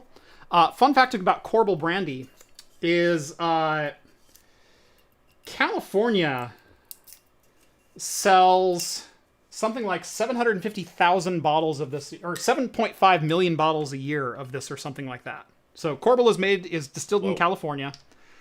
I think 6 million of those bottles go to Wisconsin.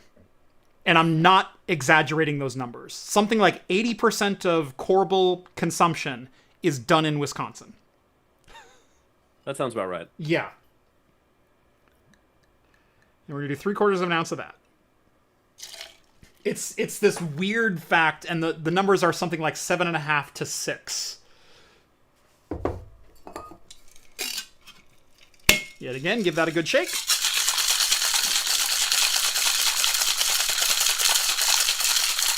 Drink number 2, the Star Cocktail with layered Applejack and Rittenhouse Private Single Barrel Bib Rye from Rev Arrow. Wow.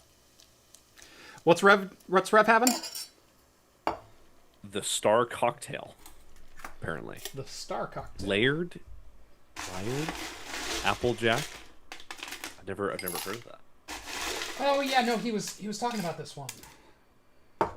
You know what I had the other day is a Clamato beer Okay. that they make. Yeah. It wasn't quite as painful to drink as the pickle beer was. Yeah. but it was close. And there we For have sure there, bud. a Between the Sheets. Nice pale yellow color.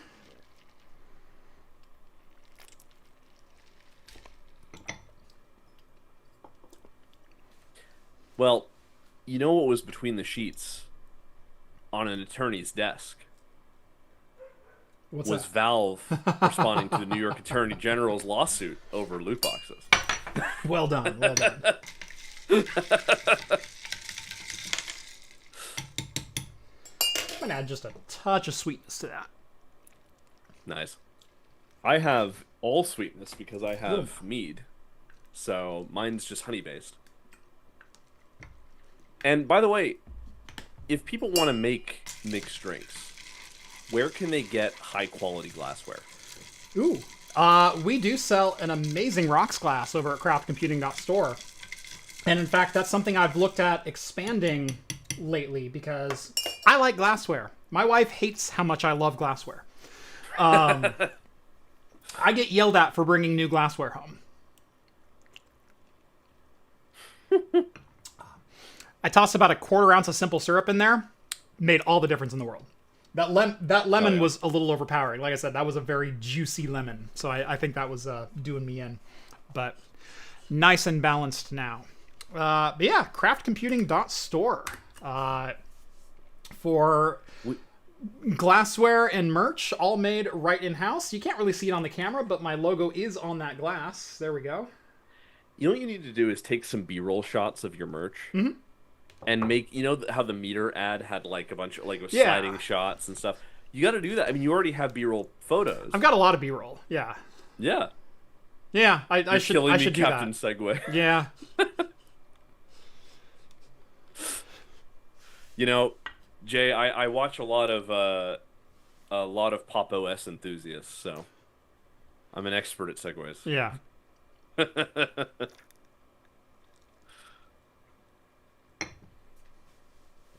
You got to smile when you shake that. John Taffer.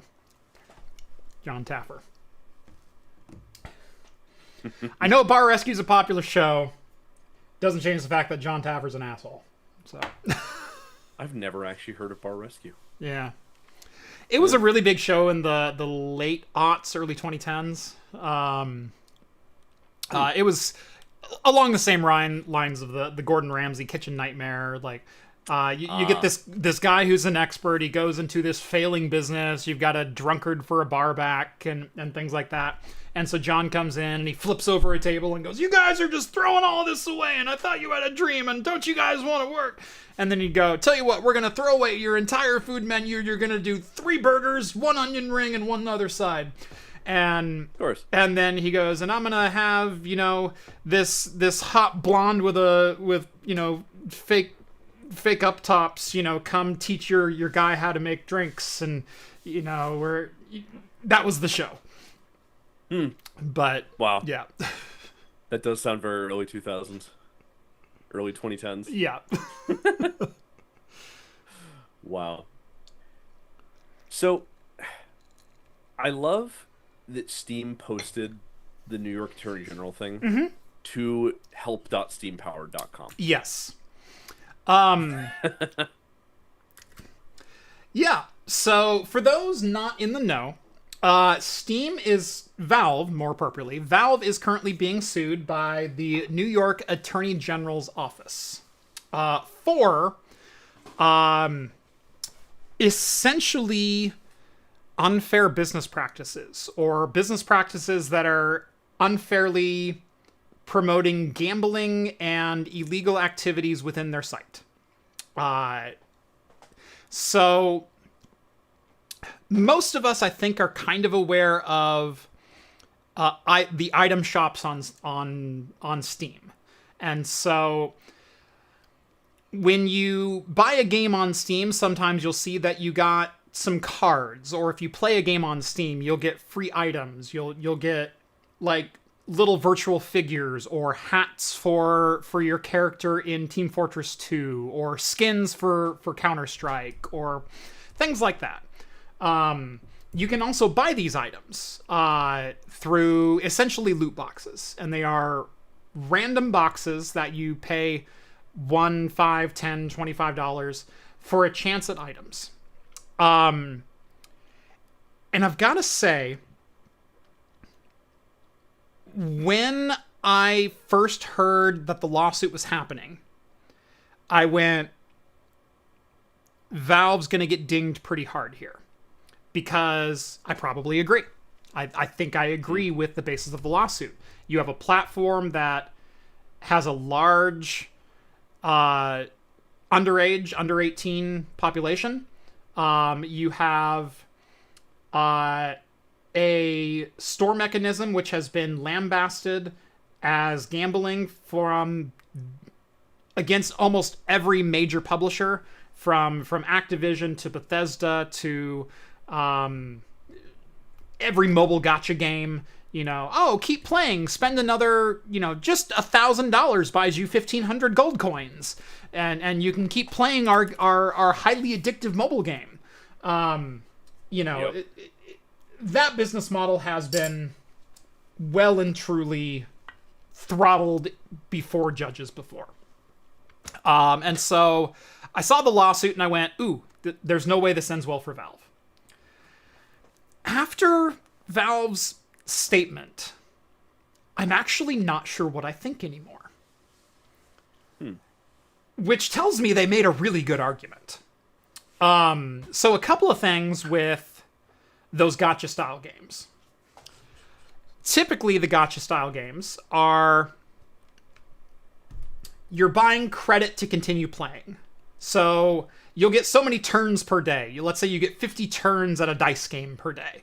And once you've used your 50 turns, you can spend $2 and buy another 100 turns. And it's like, well, I'm having fun. I might as well spend the $2 and just get more turns, right? And that's not necessarily the most ethical of business models, because you are using an addictive gambling-like strategy to keep a person hooked and spend money for literally no monetary gain. There's no money that can come out of this game. There's no physical asset that can come out of this game. There's no thing that can come out of this that's a net positive for the user other than continuing to play. It's a bad business model. That business model shouldn't exist outside of a casino, and even then, dubious at best.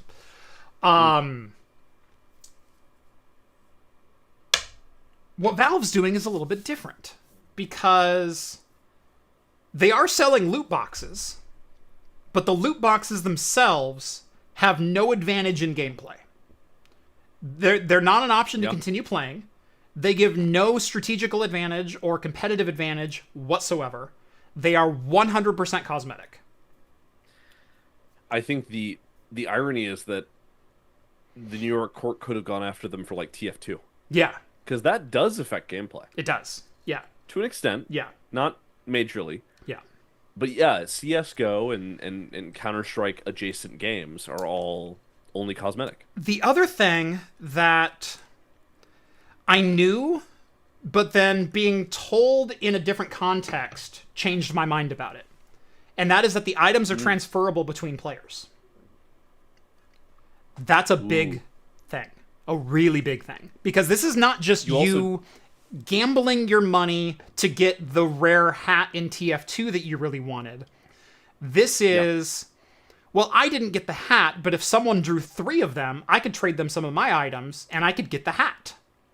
Or I could simply buy the hat from someone, because there is a buy-sell-trade page. There's an entire economy for buying and selling Valve items. And it's completely community-driven. And I hate the fact that the example they used for that was Labubus. And Pokemon cards. Yeah. I just like the fact that Labubu and Magic the up. Gathering. Yeah. These like, trading cards. Are you gonna get rid of like baseball cards? Like, no, you're not gonna do that. Right. Yeah, baseball cards. These trading card and collectible style games run in almost the exact same manner. You buy a known quantity of an unknown version. So you buy 20 things that could be super rare gold shiny or just run of the mill 3-cent cards. There is a known probability of getting more rare items, but there's also a whole secondary market that is entirely community driven for buy, sell, trade of those items. And so years ago, this was probably 2020, because I've been on Steam since, 2004, 2003? Basically, whenever Half-Life 2 launched, I had a Steam account. And as soon as they started launching items that you could collect, I've been collecting them. I've never touched them or done anything with them. And so in 2020, I had a couple dozen thousand items in my inventory. And I went, people buy these? And so I just listed them all for sale. And I made like $300. And Holy shit. And I just went and bought games. I bought more games that had been on my wish list for years or whatever else that I'd never. It's $20, but is it really worth $20? We'll tell you, I've got $20 in my wallet now. Okay. Yeah. Yeah, I sold all of my items for like $300 or $400 a number of years ago. Wow. But I think that is a really big caveat to this whole story. Is Valve doesn't control the secondary market. And they're justifiably controlling the primary market, where there is a known variable of how many items are in the marketplace, or what the rarity or chance that you could get a rare item is. Mm-hmm. And yes, they're providing the marketplace to buy and sell these things, but they're not setting prices. Well, I saw something that someone said, which was, this was on a completely unrelated thing, but it was like a Magic card streamer. Mm-hmm. And someone in chat was like, well, why, if the Black Lotus is worth so much money, why don't they just print more of them? And it's like, they could, but that would break the value. Yeah. Because the value is the fact that it's rare. And Valve, like, it's in Valve's best interest to not flood the market with things. Right. To create rarity. Right. And to, like, if they were like, hey, I want to make an extra 10 grand by making a second one of this special, knife or whatever. Right. That would destroy the market for that knife. Yeah. So it's like, whereas in a gacha game, for example, because you can't trade, they could create as many as they want. Mm-hmm. Right? The chance is just random. There's no, my favorite term from the crypto world is digital scarcity. Right. Which I'm glad we got away from in the way we did. Yeah. But in a game, I get it. In, an NFT, I don't know. Yeah. And I think to bring that back is like, this also is like, are NFTs illegal then? In the same sense? NFTs were Because just a straight up tradable. scam in the first place, but... Well, that's true. But, they haven't been called a scam by the government yet. So are they really a scam? Yes. Was Ponzi a scheme before the government called it a Ponzi scheme? If you have to start your sentence with technically it's not illegal, it's probably illegal. Yeah. Yeah. So that is not the best legal defense of I'm knowingly trying to skirt the law as it exists. If you've ever uttered that phrase, you know what you're doing is probably illegal. The only worst defense is no you. Right. That's the only worst one. I don't know, whataboutism is right up there with that for me, but... Yeah, yeah, that's true. Yeah. People love whataboutism. Though. Yeah. What about XYZ? Because ZYX. What about Clinton? He's in the files? Cool. Hang them both. Yeah. What about... Okay, all I'm saying, I don't mean to get too political here, Jeff.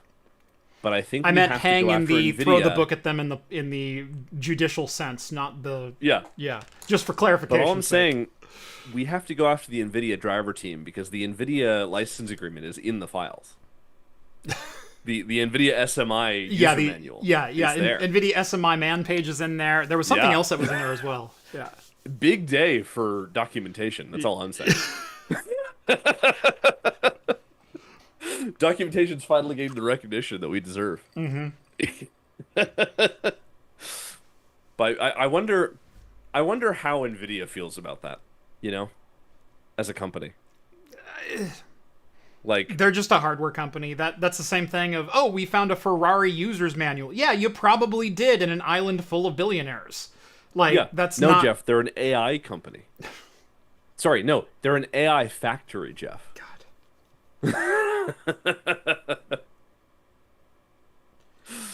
I hate almost everything about our current timeline. Almost everything. Yeah. But, you know, at least we have enough helium. At least we can make our voices funny, and we'll be happy forever. Right? Well, here's the thing about that. We really don't. So this is according to gasworld.com, which I didn't know, but it's a website that tracks the availability of noble gases. Did you get the poll when you joined this site, by the way? I did. I just closed it before that asked about if gas price or if oil prices went to $150 a gallon. Yeah. Yeah. Anyway. Yeah, according to gasworld.com and a report by the Korean Times, we as a global entity are sitting on less than 6 months of helium supply. We've been here before a couple of years ago, and that was starting to threaten, of all things, the carbonated beverage industry, including beer, which is why I covered it the last time. This time, helium is now being used in the manufacturing of silicon wafers. It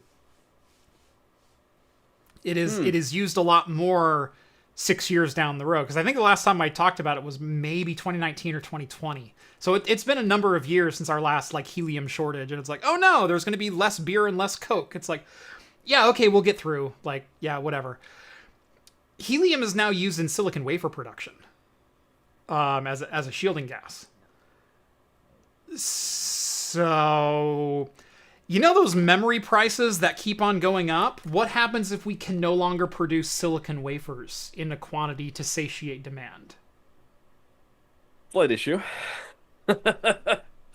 Yeah. Just a little one? A little bit. Yeah, I mean, I didn't know that a noble gas would be a big problem. But it turns out that when you have a global supply chain, everything causes those issues to occur. Yeah. And the funny thing about helium is produced naturally, but it's mostly underground, and it's exposed through petroleum oil drilling. We collect helium alongside crude. When crude production is halted, helium production is halted. Now, the thing with helium, though, is, well, if it just goes in the atmosphere, we can just collect it or whatever. No. Remember, helium is light. It goes up, and it leaves our atmosphere. It's so light. Yeah. Helium and hydrogen don't exist in our natural breathing atmosphere other than trace amounts because they physically can't. Yep. They're so not dense that they float on every thing else. Everything else being the air that we breathe. Yeah, wasn't there a thing that we were going to run out of helium at some point? Yeah. Similarly? Yeah. And now we've come full circle and we're back there again? Yeah, I mean, just like we're going to run out of crude at some point. Yeah. You know, eventually. We'll also eventually run out of helium unless we figure out an economical and viable way to manufacture it. There are ways to manufacture helium. But the problem with helium is it's a noble gas. It doesn't bind to anything. There's no molecules that involve helium outside of H3 and crap like. Well, here's what I'm saying, Jeff. Like weird ions of it that aren't stable. There's a lot of downtime for the Large Hadron Collider that we could be utilizing. You know, like, think of it like... Why are we smacking hydrogen items together? Smack helium items together. Exactly. Just make some helium. Like, all I'm saying is, when your machine is... I mean, 1 + 1 = 2. How hard is it to get an H2? Yeah, or an if you're designing like, a good virus, you're going to mine crypto when the user isn't using their computer. Why don't we just mine helium? Why don't we make some helium while the LHC is idle? That's all I'm saying. God. Efficiency, right?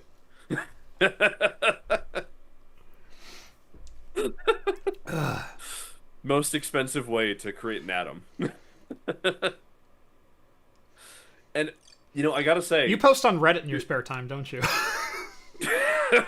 No, I read too much Reddit. And sorry, that was a Yahoo Answers level. Yeah, true, exactly. You know, it's I get my you know, I get my fix by writing documentation and arguing with engineers. Yeah. But I will say, regarding the helium thing, isn't this the best possible time to be an EV owner? I think so. Like, aren't you so happy you own an EV? I am so happy I own an EV, and in fact, I'm really happy that I bought a second one. Hold on here. Let me pop that on over there. So a lot of people know last summer I sold my 3-car garage. I had personally, as my own vehicles, I had a Nissan 350Z, I had a Mazda CX-9, and I had a Dodge Ram 1500. And I sold all of them. And I bought a Chevy Bolt because I wanted an EV. And that car has been absolutely amazing. I love that car. It is an economy car. It's economy to its bones, and its bones squeak. But I don't mind that in a vehicle. Like, most of the vehicles that I've driven kind of have that feel to them. The Dodge certainly did. Most of my previous cars certainly did. But my wife started looking over and seeing the EV and like, oh, you just plug it in and you go places and then you come back home and you plug it in again. And I said, yeah. And she goes, what's our electricity cost? I said, our electricity is the lowest in the country. We pay 7.4 cents per kilowatt hour, no peak rates. Do you know how much I pay for electricity, by the way? Yeah, gosh. You got to be upwards of 28. No, it's not that bad. Okay. 16 cents. Okay. But here's the thing. My fiance commutes about the entire range of her Subaru Solterra twice a week. I have an F-150 Lightning, which is the least efficient EV that could possibly exist. Yes, you get 2 miles per kilowatt hour on a really good day. Yeah. My roommate has a Chevy Spark EV. Yeah. That she drives to Seattle a couple times a week. Yeah. My electricity bill and my house was built in 1948 and has all electric heat. Yeah. My electricity bill last month, with power at 16 cents a kilowatt hour, was $1,000. Yeah. Yeah. And it was still cheaper than gas. Yeah. Exactly. That's how much you were spending on gas. Yeah. Yeah. Yeah. We're full EV and we're never going back. So we had a Toyota Sienna hybrid that we bought brand new in 2021, and fantastic vehicle. 2.4 liter inline 4, CVT transmission. Hated that transmission. Hated the motor. Hated the power. Like the van was like 160 horsepower. Like it felt like driving a Chevy Astro van from 1998. Like as far as like power levels, it was not fast at all. Not even like maintain speed up a hill levels of power. But it got 33 miles to gallon combined. Did you trade that in? We did. How much did you get for it? Boy, more than you might expect. Okay. So I'll give you some of the actual numbers on the van. I don't know if I want to disclose the. I'll give you a hint at what we bought also. Okay. You'll post your VIN number in chat, right? Totally. Yeah. Okay, cool. So the 2021 Toyota Sienna we bought in 2021 at the height of the unavailability of cars post COVID. Like there was 9-month wait lists at our local Toyota I was dealer. thinking your CX-9 or 9CX or whatever it was. Yeah, okay. that was the Mazda. That was a 2008, and that was a great rig. But no, I sold that private party right before I bought my Bolt.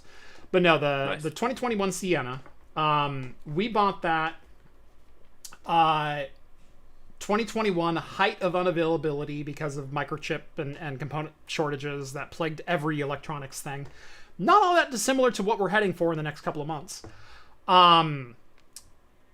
We went into the dealer. We said we wanted a Sienna. They said we could take $1,000 down and we'll put you on a wait list and it'll be 9 months. And I said, well, I'm not giving you $1,000.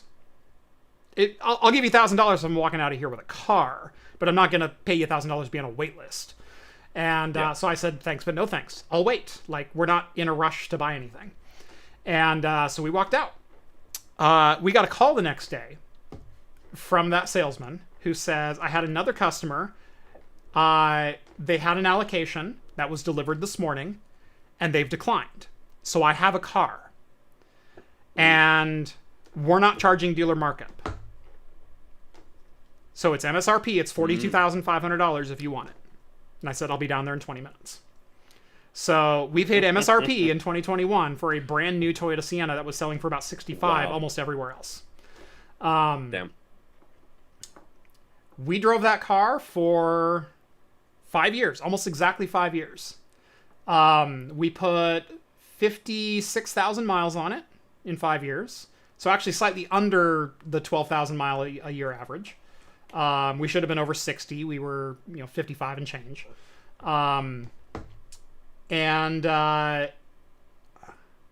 Because the Toyota Sienna is still kind of unobtainium, we got 37,000 trade on it. We lost 5,000 in value over 5 years. We lost $1,000 a year. Holy shit. Yeah, we lost $1,000 a year in equity. That's all we lost. That's insane. Yeah. Wow. So we went and checked out this guy here. This is our new car. We bought a Kia EV9. It's a 2024 instead of a 2026, and you know what that means? We paid less than half of MSRP for it. Yep. The EV9, I have a friend who has a Kia Niro EV. He is obsessed with Kia and Hyundai EVs. They were the first ones to do 800 volt. They were the first ones to do split packing, all this stuff. Yeah. And it was way over engineered. And now they're still using the same architecture because it works fine. Yeah. They don't need anything better. Right. Like, all the EVs I have are 400 volt. Yeah. But it's a great car. Yeah. Yeah. That's fantastic. Yeah. The MSRP on this one, if we bought it new, was $68,000. We spent less than half. Wow. That's crazy. In all, we still owed an amount of money on our loan. We added $5,000 to our loan. Okay. We traded in the van. We financed an additional $5,000, and we walked away with this. Oh, and our payments went down $170 a month. Because interest rates. Yeah, because interest rates and everything else. And we're also going to save at least $150 in gas a month. Now we're going to pay an extra $50 a month for the electricity and the charging at home. The nice thing is, because my wife decided she wanted an EV, our level 2 charger gets installed this Saturday. So. Okay. You're getting it professionally installed. You're not gonna have me come to your house and. I'm not having you come to the house. My wife's brother-in-law, interesting enough, professionally installs car chargers for a major manufacturer. Oh, okay. There you go. Yeah. So I texted him on Sunday when we bought it, and I said, hey, I think we're gonna pull the trigger on a charger, because here's the new ride. But the thing is, we are going to be tapping off of our oven circuit to be able to charge the car. Do you have 100 amp or 200 amp? We have a 200 amp service. The oven's on 40, and so we'll have a 40 amp that is for that. Gotcha. My circuit breaker is full, and so we can't add anything to it. But that sounds like quitter talk. There's a really nifty trick that you can do if you do whole home monitoring of your electrical system, and you get a car charger that is smart enough to read the monitoring system. Is when it detects that you turn your oven on, it'll rate limit your car, and so we can dial into the same circuit. So we're going to tap off that 40 amp circuit. So we'll have a 32 amp car charger ish. We'll just tell it you can max out at 32. We don't want you stressing the line. But that gives us 7,000 watts to play with. If it senses the oven is drawing 1,500 watts, it'll rate limit the car to 2,000. Like, there you go. Yeah, and so it's all automatic. And so the 1 hour a day when the oven is on, it'll turn the car charger down a couple of notches, and then when the oven goes off, it'll turn it back up. There you go. And so I'm getting whole home monitoring. I actually bought the full home system, so we're going to monitor all of our circuits plus the main circuit, so we can see the overall power draw. Plus the smart charger, so we can track the cars that we charge, and it's actually smart enough. It'll track the VIN number when you plug it in, and so on my monitoring, it'll say, "Oh, you plugged in the Kia." And it drew this much electricity through the month. You plugged in the Chevy, it drew this much electricity through the month.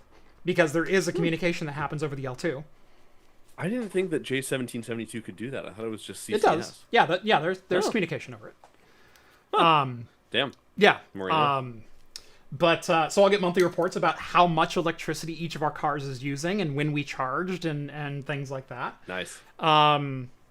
See, you should do what I did, which is install a bunch of 620 outlets in your garage. Yeah. Because those are 20 amp 240. Yeah. And fun fact, the Chevy Spark EV only charges at 20 amps 240. Really? Which is very sad. My roommate didn't have a license until recently. Yeah. And I got this Spark for $3,000 total. Mm-hmm. It has 98,000 miles. Uh-huh. It has like 60% battery capacity. Yeah. She drives down the full range of the car in the winter is about 40 miles. Yeah. Best case. Yeah. Without the heater on. Yeah, it's one of the Gen 1 EVs. Oh yeah. Yeah. And you can't limit it to less than 100% charge, which is annoying. She will drive down to about 40 miles south of us without the heater on. And then she'll sit there at a charger for 3 hours because she can't fast charge. Yeah. Yeah, it's all L2. And the L2 charger only charges at 3 kilowatt. Yeah. It's awful. But it's still cheaper than gas. Yep. So I would find her a Chevy Bolt. I really would. Yeah, well, that's the thing is we have a friend who's like doing like a 10-mile commute every day. Yeah. And has a 2003 Ford Focus. Yeah. Which is like begging to be replaced. Yeah. It's like the last car that has manual what do you call it? The manual nubs for the side mirrors. The mirrors, yeah. Yeah. And like it has like 150,000 miles on it. And it's just like this would be perfect for an EV replacement. Yeah. So we're trying to convince them to get that, and then if they bought that from them, then my roommate could get a Bolt. Yeah. So, also, Jay asks formal requests for a video about Jeff's power system. I'm gonna try to film it this weekend. I make no guarantees. It is supposed to be pissing rain this weekend, and so I don't know. Do you have an outdoor breaker? No, but I have to install the car charger outdoors. And we'll see. I'm doing it on my brother-in-law's time, and so I don't want to be causing him to be there an extra 2 hours because I wanted to film a certain process or do things a certain way. It really needs to be an in and out. He's doing me a huge favor by coming out. And so we'll see. I'm going to have the camera there. At the very least, what I'll do is maybe I'll do some before shots and maybe I'll do some after shots, and then I can talk about the process. Maybe I'll try to film a little bit of as it's happening while I'm staying out of the way. So we'll see. But yeah, I've thought about doing content on the EV before. I've been lightly working on a review of the Bolt. And I'll probably eventually have to do a review of the EV9. But this is the EV9 Wind is what we ended up getting. It's almost every upgrade. And in fact, this one has every upgrade except a couple of the technology features. It doesn't have the 360 camera for parking. It didn't come with the hitch. And there's one other thing that I think it was missing. But other than that, it's the top-end trim model. It's the leather, it's the dual moonroof, it's the roof rails, it's the bigger wheels and tire combo, it's everything, every option on this thing was boxed. The window placard is just a giant checklist. Nice. Now, Jeff, all I'm saying is also check your DMs. You should show the chat what I can do when I install EV chargers. This is the new 200 amp service I'm installing for my server room.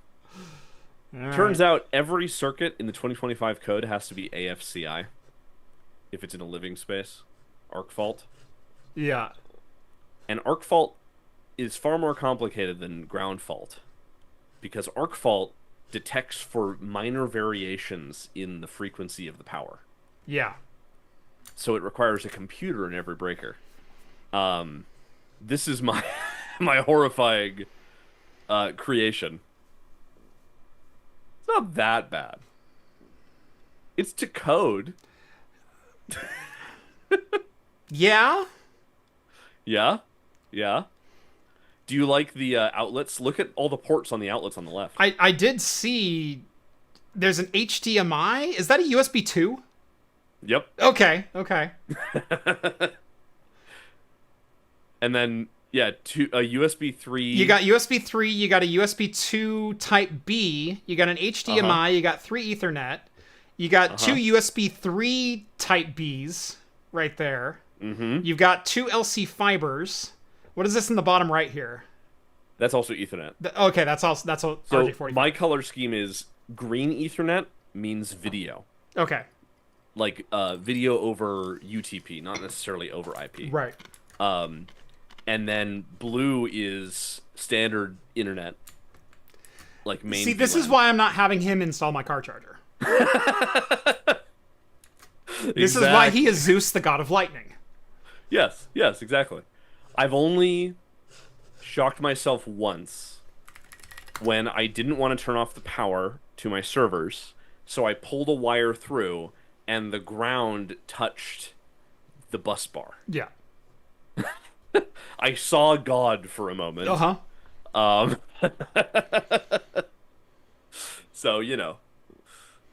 In-wall electric... Yes. No, the cables are just sticking out because I hadn't run the lines yet, but I had, like, run them out of the box and then not in the walls. Yeah. So. Is that the only reason? I like how Elmo chimes in just to roast me. Yes. Yeah. So... Wow. Yeah, there might be some EV car content here on the channel. Me and my wife are now fully EV. Yeah. So, yeah, it was weird because like I said, our Sienna, we liked the minivan.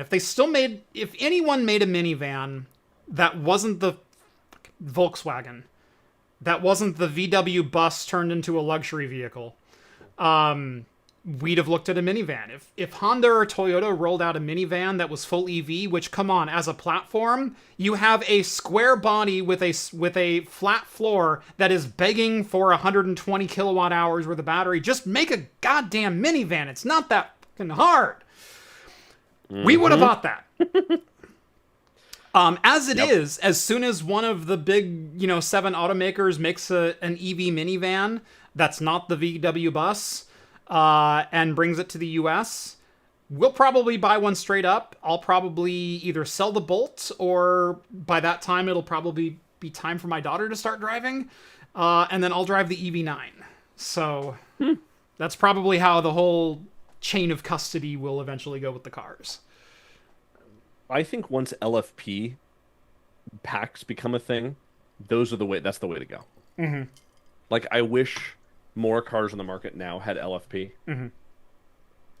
But yeah, so our house has a Lightning, with the power feature thing. That's our generator. Yeah. 30 amp 240 out the back. We have a Lightning, a Spark, a Solterra, and a BMW i3. As you can tell, we are enthusiasts of cars that charge badly. Yeah. The Solterra charges at 35 kilowatt maximum. Really? I don't know why. It's really bad. It's really, really bad. Yeah. I think there's a problem with it, but we only AC charge it, so it's fine. Yeah. The i3 charges at 45 kilowatt until 90%, and then it drops off a cliff. But for some reason, it stays at 45 from like 0 to 90. Wow. Which is very unusual. Yeah. The Lightning can hit 190 kilowatt. That's cute. But the one time it did that, a pack or one of the modules died, and so I have an appointment to fix it. Ah. So I haven't driven that in a while. Yep. And the Spark can charge at a wonderful 3.3 kilowatt. Yeah. So. Yeah. Yeah, at home I still have just a level 1. That'll probably still stay on the wall for me when I trickle charge, because I don't drive the Bolt that much. And so for me, the trickle chargers worked great. I plug it in like twice a week. When I hit 40% battery, I'll plug it in, I'll let it go to 80% or 90%, and then I'll unplug it, and then I'll drive it back down to 40. And that's kind of my routine with it. And there's usually a day or two in a row where I just don't go anywhere. And so it doesn't need a full battery. It doesn't need to charge. My wife does a lot more miles on her car. That's why we needed the level 2. We need a little bit more of a boost, but we can, with the level 2 even, we can charge her car from, not only did she have like all the luxury extras on the car, this is also the all-wheel drive dual motor, so 380 horsepower, nice. All-wheel drive, 100 kilowatt hour battery, so it's the larger battery in this guy. All I'm saying, Jeff, is you missed the opportunity to buy a Polestar 2 and to name it Candy. Which is what we were going to do. But it turned out that insurance is really high on those. Yeah. Polestar was on my list when I was looking at the Bolt. I considered a couple of Polestar 2s. I looked at a Solterra. I didn't like the Solterra. I'm glad you didn't get it. Yeah. It's a really great car, which for my fiance, which her commute is out to the middle of nowhere twice a week. Yeah. With just enough range, and she only ever L2 charges. Like, we never road trip it. Yeah. And perfect for that. Right. It's a fine car. And it was this weird middle ground of like, gosh, how do I compare this? People love the RAV4 for being just a good little car. It's not fast. It's not capable. It has jack all for cargo space. If there's ever a problem, it's gonna be a nightmare. It's an SUV that only has 4 seats. It lacks on power. It lacks on traction. It lacks on it, but it's. Those last 2 points, you're just describing a Honda Ridgeline, so right? But it's car shaped and it does car things, and it's fine for that. Yeah. And that's kind of where I put the Solterra. Like it's fine, but I was never gonna fall in love with the Solterra. The Bolt, I love the Bolt. The Bolt is sporty, and surprisingly spacious inside. Like the seats are a little cramped, but if you need to put like 3 Costco tubs in the rear, it'll hold all 3 Costco tubs with the seats laid down. But Jeff, my car is rear-wheel drive with a carbon fiber frame. For only 10 grand. It's called the BMW i3. Yes. And by the way, oh yeah, I got it like a week ago, and I went to Portland. For anyone going to Portland in general, the roads are cursed. I was like, oh man, I want to go to Free Geek. Yeah. Right? Which is a really cool downtown area Yeah. with like old computer hardware. Yeah. And so I was looking for an L2 charger, and I found one, and I turned in, and there was a clogged drain. And I went into the parking lot, and I heard, I'm like, oh fuck. And I look underneath the car, and my entire bottom panel had been torn off. A week after getting it. Yeah. Shattered. Yeah. And the bumper was almost pulled off. I was like, well, that sucks. So I sat there, I plugged in, got a little mad, went to Free Geek, and I'm like, well, at least I can go look at some cool hardware. Yeah. And then I go, and they said, unfortunately, we have closed the store. Yep. I was like, God damn it. And so I spent all this time and damaged my car just to go to a closed store. Yep. Portland, great place. It hates me personally. Portland does not like me, and so I cannot go to Portland. Yeah. I've always had really good luck in Portland.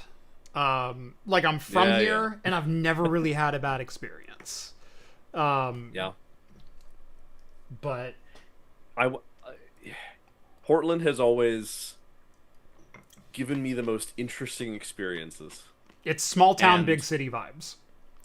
Yeah. Yeah. Yeah. It doesn't like me or my vehicles. That's all there is to it. I have to hold my breath every time I go through Portland while driving. But Southern Oregon hates me and my vehicles. That's where my vehicles go to die. Yeah. Well, the good news is if you want to download Linux, you can. If you live in California, just go to Ashland, Oregon. We'll go to Ashland to download Linux, and we'll go to Crescent to buy liquor. Okay. There you go. Excellent. Yeah, exactly. Yeah. You and then you have to get an EV so that they don't pump your gas. Yep. Yeah. Or they changed that now, right? Yeah, that kind of. Can't you not pump diesel still? You could actually always pump diesel. Oh. Because diesel wasn't gas. Oh my god. So it was on the books forever that it was illegal for consumers to pump their own gas. You had to have an attendant. And everyone went, oh, that sucks. I don't want anyone touching my car. No, it was great because in the winter, I can sit in my car and someone else pumps my gas. Like, I don't mind full service at all. Like, no one ever considered the opposite of that, which is I don't have to do it anymore. Oh, and it's no less, it's no more expensive. In fact, we're cheaper than Washington and California both for buying gas. And we pay someone minimum wage usually to pump gas. And it's fine. Like, it works. They reversed it during COVID because of contact limits. And for a while, it was towns under 10,000 people didn't require an attendant. And then that expanded out. And now you're allowed to have 50% self-service, 50% attendant. And so I like that still because let's think of the accessibility there. Because if you have a hard time getting out of the car, if you don't know how to pump your gas, there's a lot of people in Oregon who don't. If you're physically unable to, or if it's hard to, you are required to have an attendant and to provide full service. And it can be no more expensive than not. And our gas is not any more expensive. In fact, it's the cheapest on the West Coast. And so I don't mind it at all. So it's like $6 a gallon. Especially now that I don't have to go to gas stations. It's great. Yeah, even better. But don't you wish they had attendants for those stupid CCS connectors? They're a little heavy. They're a little unwieldy. I've never had a problem. I imagine my wife will have a problem at some level 3 chargers. Like some of those cables get, yeah, they're beefy. So Yeah. you stop at a Rivian or a charge point level 3 station, and all of a sudden you're hucking like 40 pounds of copper around. Yeah, it's a lot. Yeah. Yeah. It's Z Gamer said, I've been to places where it's split their self-serve section. Oh. Huh. Wild. Yep. Yeah, I mean, there's always been places that offer full service and things like that. Typically, those stations have been more expensive in states that it's legal to fully pump your own gas or don't require an attendant or anything like that. And so, but if it was an accessibility issue, you had to pay more simply to drive your vehicle, and it's not really fair. Like if you're wheelchair bound, or I've broken my ankle a couple of times, and there's been times when getting out of the car is not really feasible easily. Yeah. What if I'm on crutches and I need to fill gas? Like, that's a pain in the ass. And so, not to be ableist or disableist or whatever else, but like let's think of like the accessibility issue in that whole aspect of the conversation. I know Tesla's it's usually working really hard on that. It's usually people going, I don't want them to touch my BMW i321. Hey, don't roast my i3. I didn't say i3. I said 3 Series. Ah, yes. God. I paid 26 grand for this car, and I will not have some son of a bitch scratch it. Yeah, that's usually who's complaining about it. Yeah. Yeah, that's a I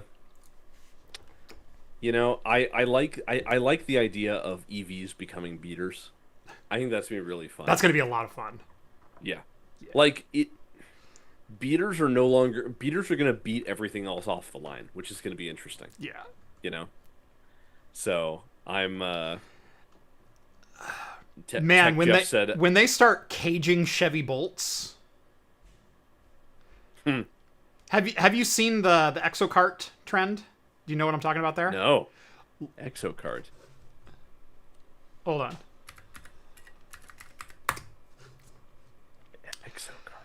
Exocart. It is a trend kind of started with Auto Trend, and you could actually point it to Dave Freiberger and Mike Finnegan building the vet cart. What they do is they take regular cars and shell them. You take every bit of paneling and undercarriage and everything off, and you put a cage on it, and you reduce the weight by 60%. And so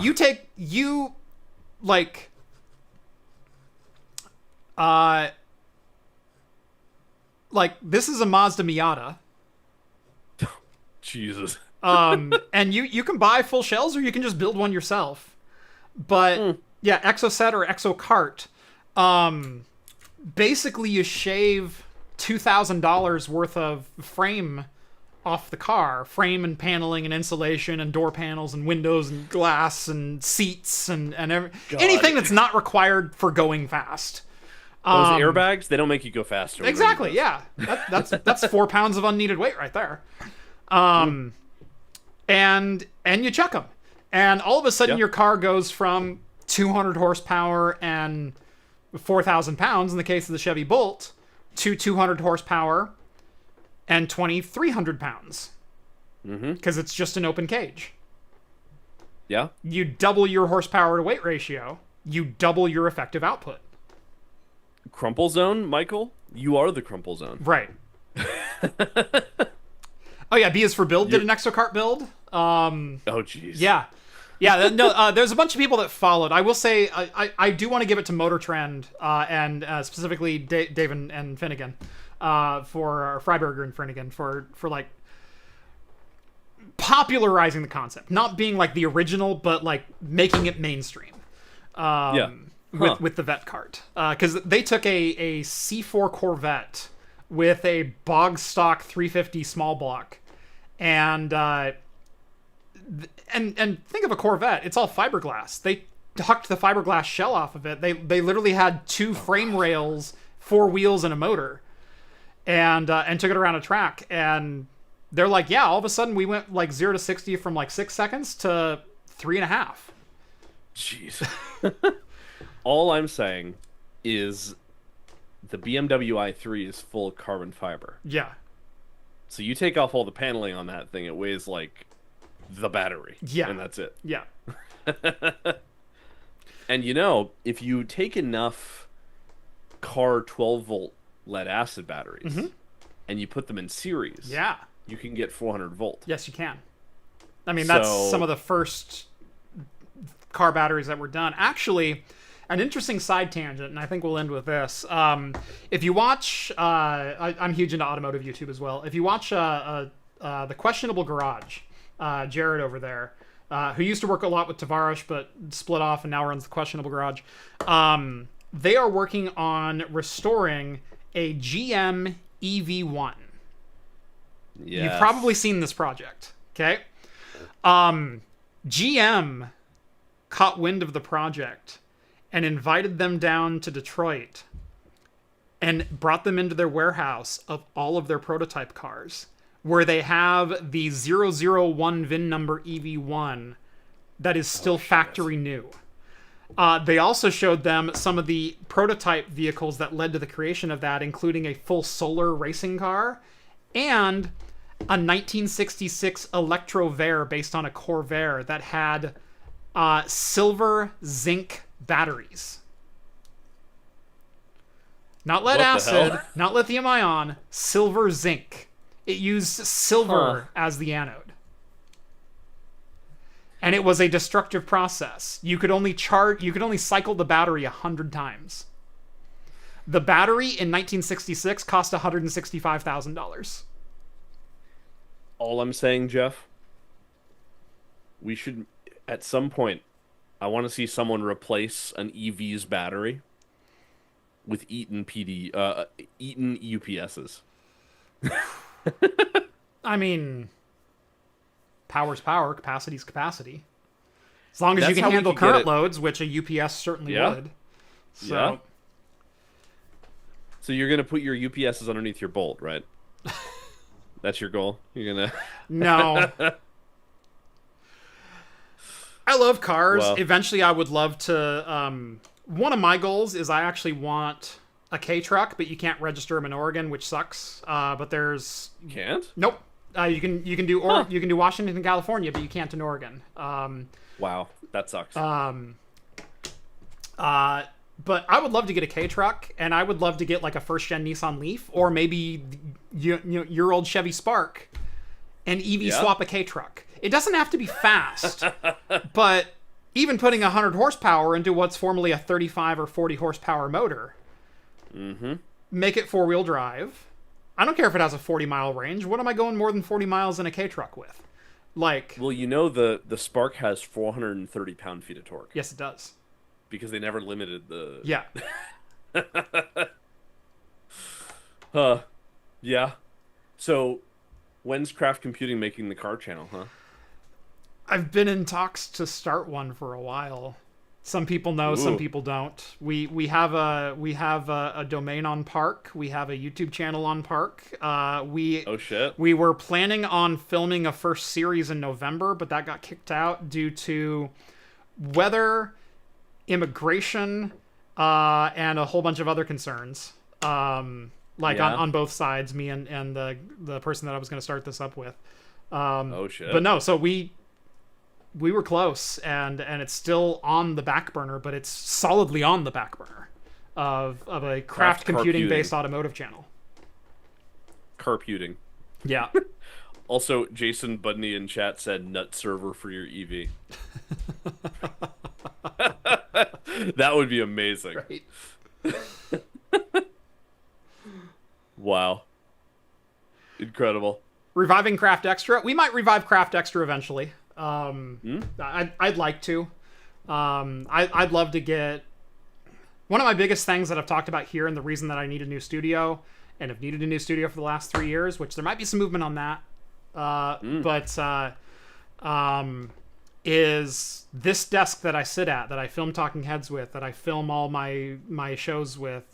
This is also the desk that I edit videos at. This is also the desk that I do all my project planning. This is also the desk that I do all my testing and benchmarking and whatnot. If something goes wrong or I reach a stopping point, it's a 3-hour reset to move the crap that I'm working on somewhere where it's not going to get lost, to move something else onto the desk, to plug everything back in, to reinstall an OS, to do that. It's a 3 to 4 hour. So literally, if something goes wrong in a day, I've lost that day, which stops production, which slows the channel, which, yeah. Yep. Eventually, I'd like to get back there. I'd like to have bespoke stations for various projects. I'd have to have, like, this is where I work on server things. This is where I work on gaming things. This is where I work on reviews. This is where this thing sits. This is the tool bench. This is where the tools go when I need to use tools. Instead of, where the crap did my screwdrivers go? Where's my soldering iron at today? Where's my microscope? Where's this? Where's that? Oh, look, here's the place where it lives, where it's always plugged in and can be turned on at a moment's notice, and I can use that thing and then move on with my day. That's my goal. Yeah. So my goal for this year is we will have a craft computing studio build at some point. Period. End of discussion. It's going to happen. Hell yeah. It's just... And I can do the electrical, right? I'll invite you over for pizza. Pizza and 20 amp 240 volt circuits for your servers.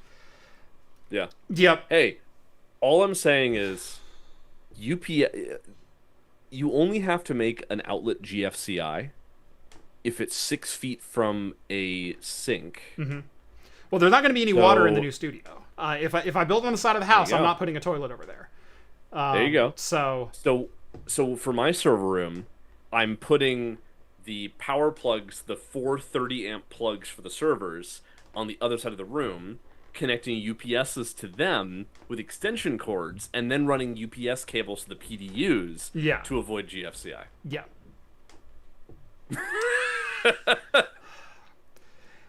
See, I'm going to refer you back to the technically it's not illegal comment that I made earlier in the show. If a cop isn't there, then it's not. If no cop saw it, then it's not illegal. Close your eyes and let me list you the safety features that I have in place. Exactly. Yeah. Don't open your eyes. Don't trace the lines back to their source. Just let me tell you. You know, when I post my I do technically have one video. Yes. Now I've seen it. I do have my first video. It shows all my cursed things that I've done in the past. Mm-hmm. But for my second video, I feel like I should have one of those like medical product ads where it's like, this might cause osteoporosis, and talk to your doctor before watching Homelab hazards. 1 sec. So, anyway, hell yeah, it has been a full 2.5 hours. I think that's definitely a good place to call it. People are already joining in the after party over on the Discord, which you can join if you go over to the Patreon, patreon.com/craftcomputing. Get signed up. That gets you access to the Discord server, chat with myself, as well as all the other hosts from Talking Heads. Even Zeus, he's there too. We tried to kick him out. We can't find a good reason to, but... I just keep making new accounts and giving them $1 a month. Yeah. I'm at like $40 a month at this point. Yeah, I mean, there's a reason we keep him around. So. Yeah, exactly. Yeah. Anyway, craftcomputing.store. Go get yourself some merch. We've got rocks, glasses, whiskey stones in honor of Mixology March, but we've also got beer glasses, stone coasters, bottle openers, coffee tumblers if you don't drink, all kinds of great stuff. All of it designed by me and made right here in-house. So it's not being farmed off. Literally, I get an order in, and we go out in the garage and we cut that order on the laser cutters. So yeah, it's one-off service, and it's all pretty great. I don't just say it's great. I use the products around the house. Like, I bought things that I knew I would like. So the coffee tumbler, I have coffee in it every single morning, usually 2 or 3. Craftcomputing.store. Couple of new videos in the pipeline.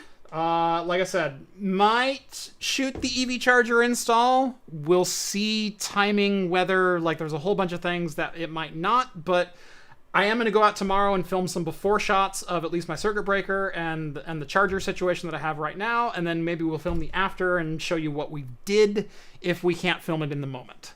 So I know there will be some interest on that. And then J1772 to APC UP or PDU. That's gonna be a new video. You're gonna plug your servers into your EV charger. No, you know what's really funny is we have a 7,500 watt generator here, but it's propane, so I could charge my car on a propane generator.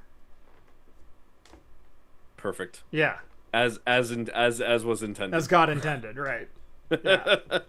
I mean, we saw for years this vehicle powered by natural gas. Should I get one of those stickers now? Exactly. Yeah, you're California DOT compliant. That's there right. You go. That's right. Totally make that happen. Oh God. Anyway, make sure to like this video, subscribe if you haven't done so already. Subscribe to Homelab Hazards. I'm sure he'll post a second video eventually. Eventually. Matt, anything good of the order before we close? No, I think that's all. Yeah, enjoy. Make some electrical hazards at home. If you need to get it inspected, then you're. I don't know. I was going to say something about that. I was going to say something about it's not illegal if no one sees it, but someone's going to find out. If Close your eyes. Fire, it's so technically not illegal. Yeah, exactly. Yeah, you can't see the sparks if your eyes are closed. Right. That's how I'll end it. You can feel the heat though, and that's concerning. Yeah. Hell yeah. Thanks for watching, everyone. Thank you all so much. And as always, we'll see you all next week. Next week, special show. Be Rhett and I down in San Jose, California. We don't know where yet. Might just be our hotel room. Might be a bar. Might be something in between. We'll find out, and we'll let everyone know on socials. But until next week, we'll see you later. Hell yeah. Cheers, everyone. How we going?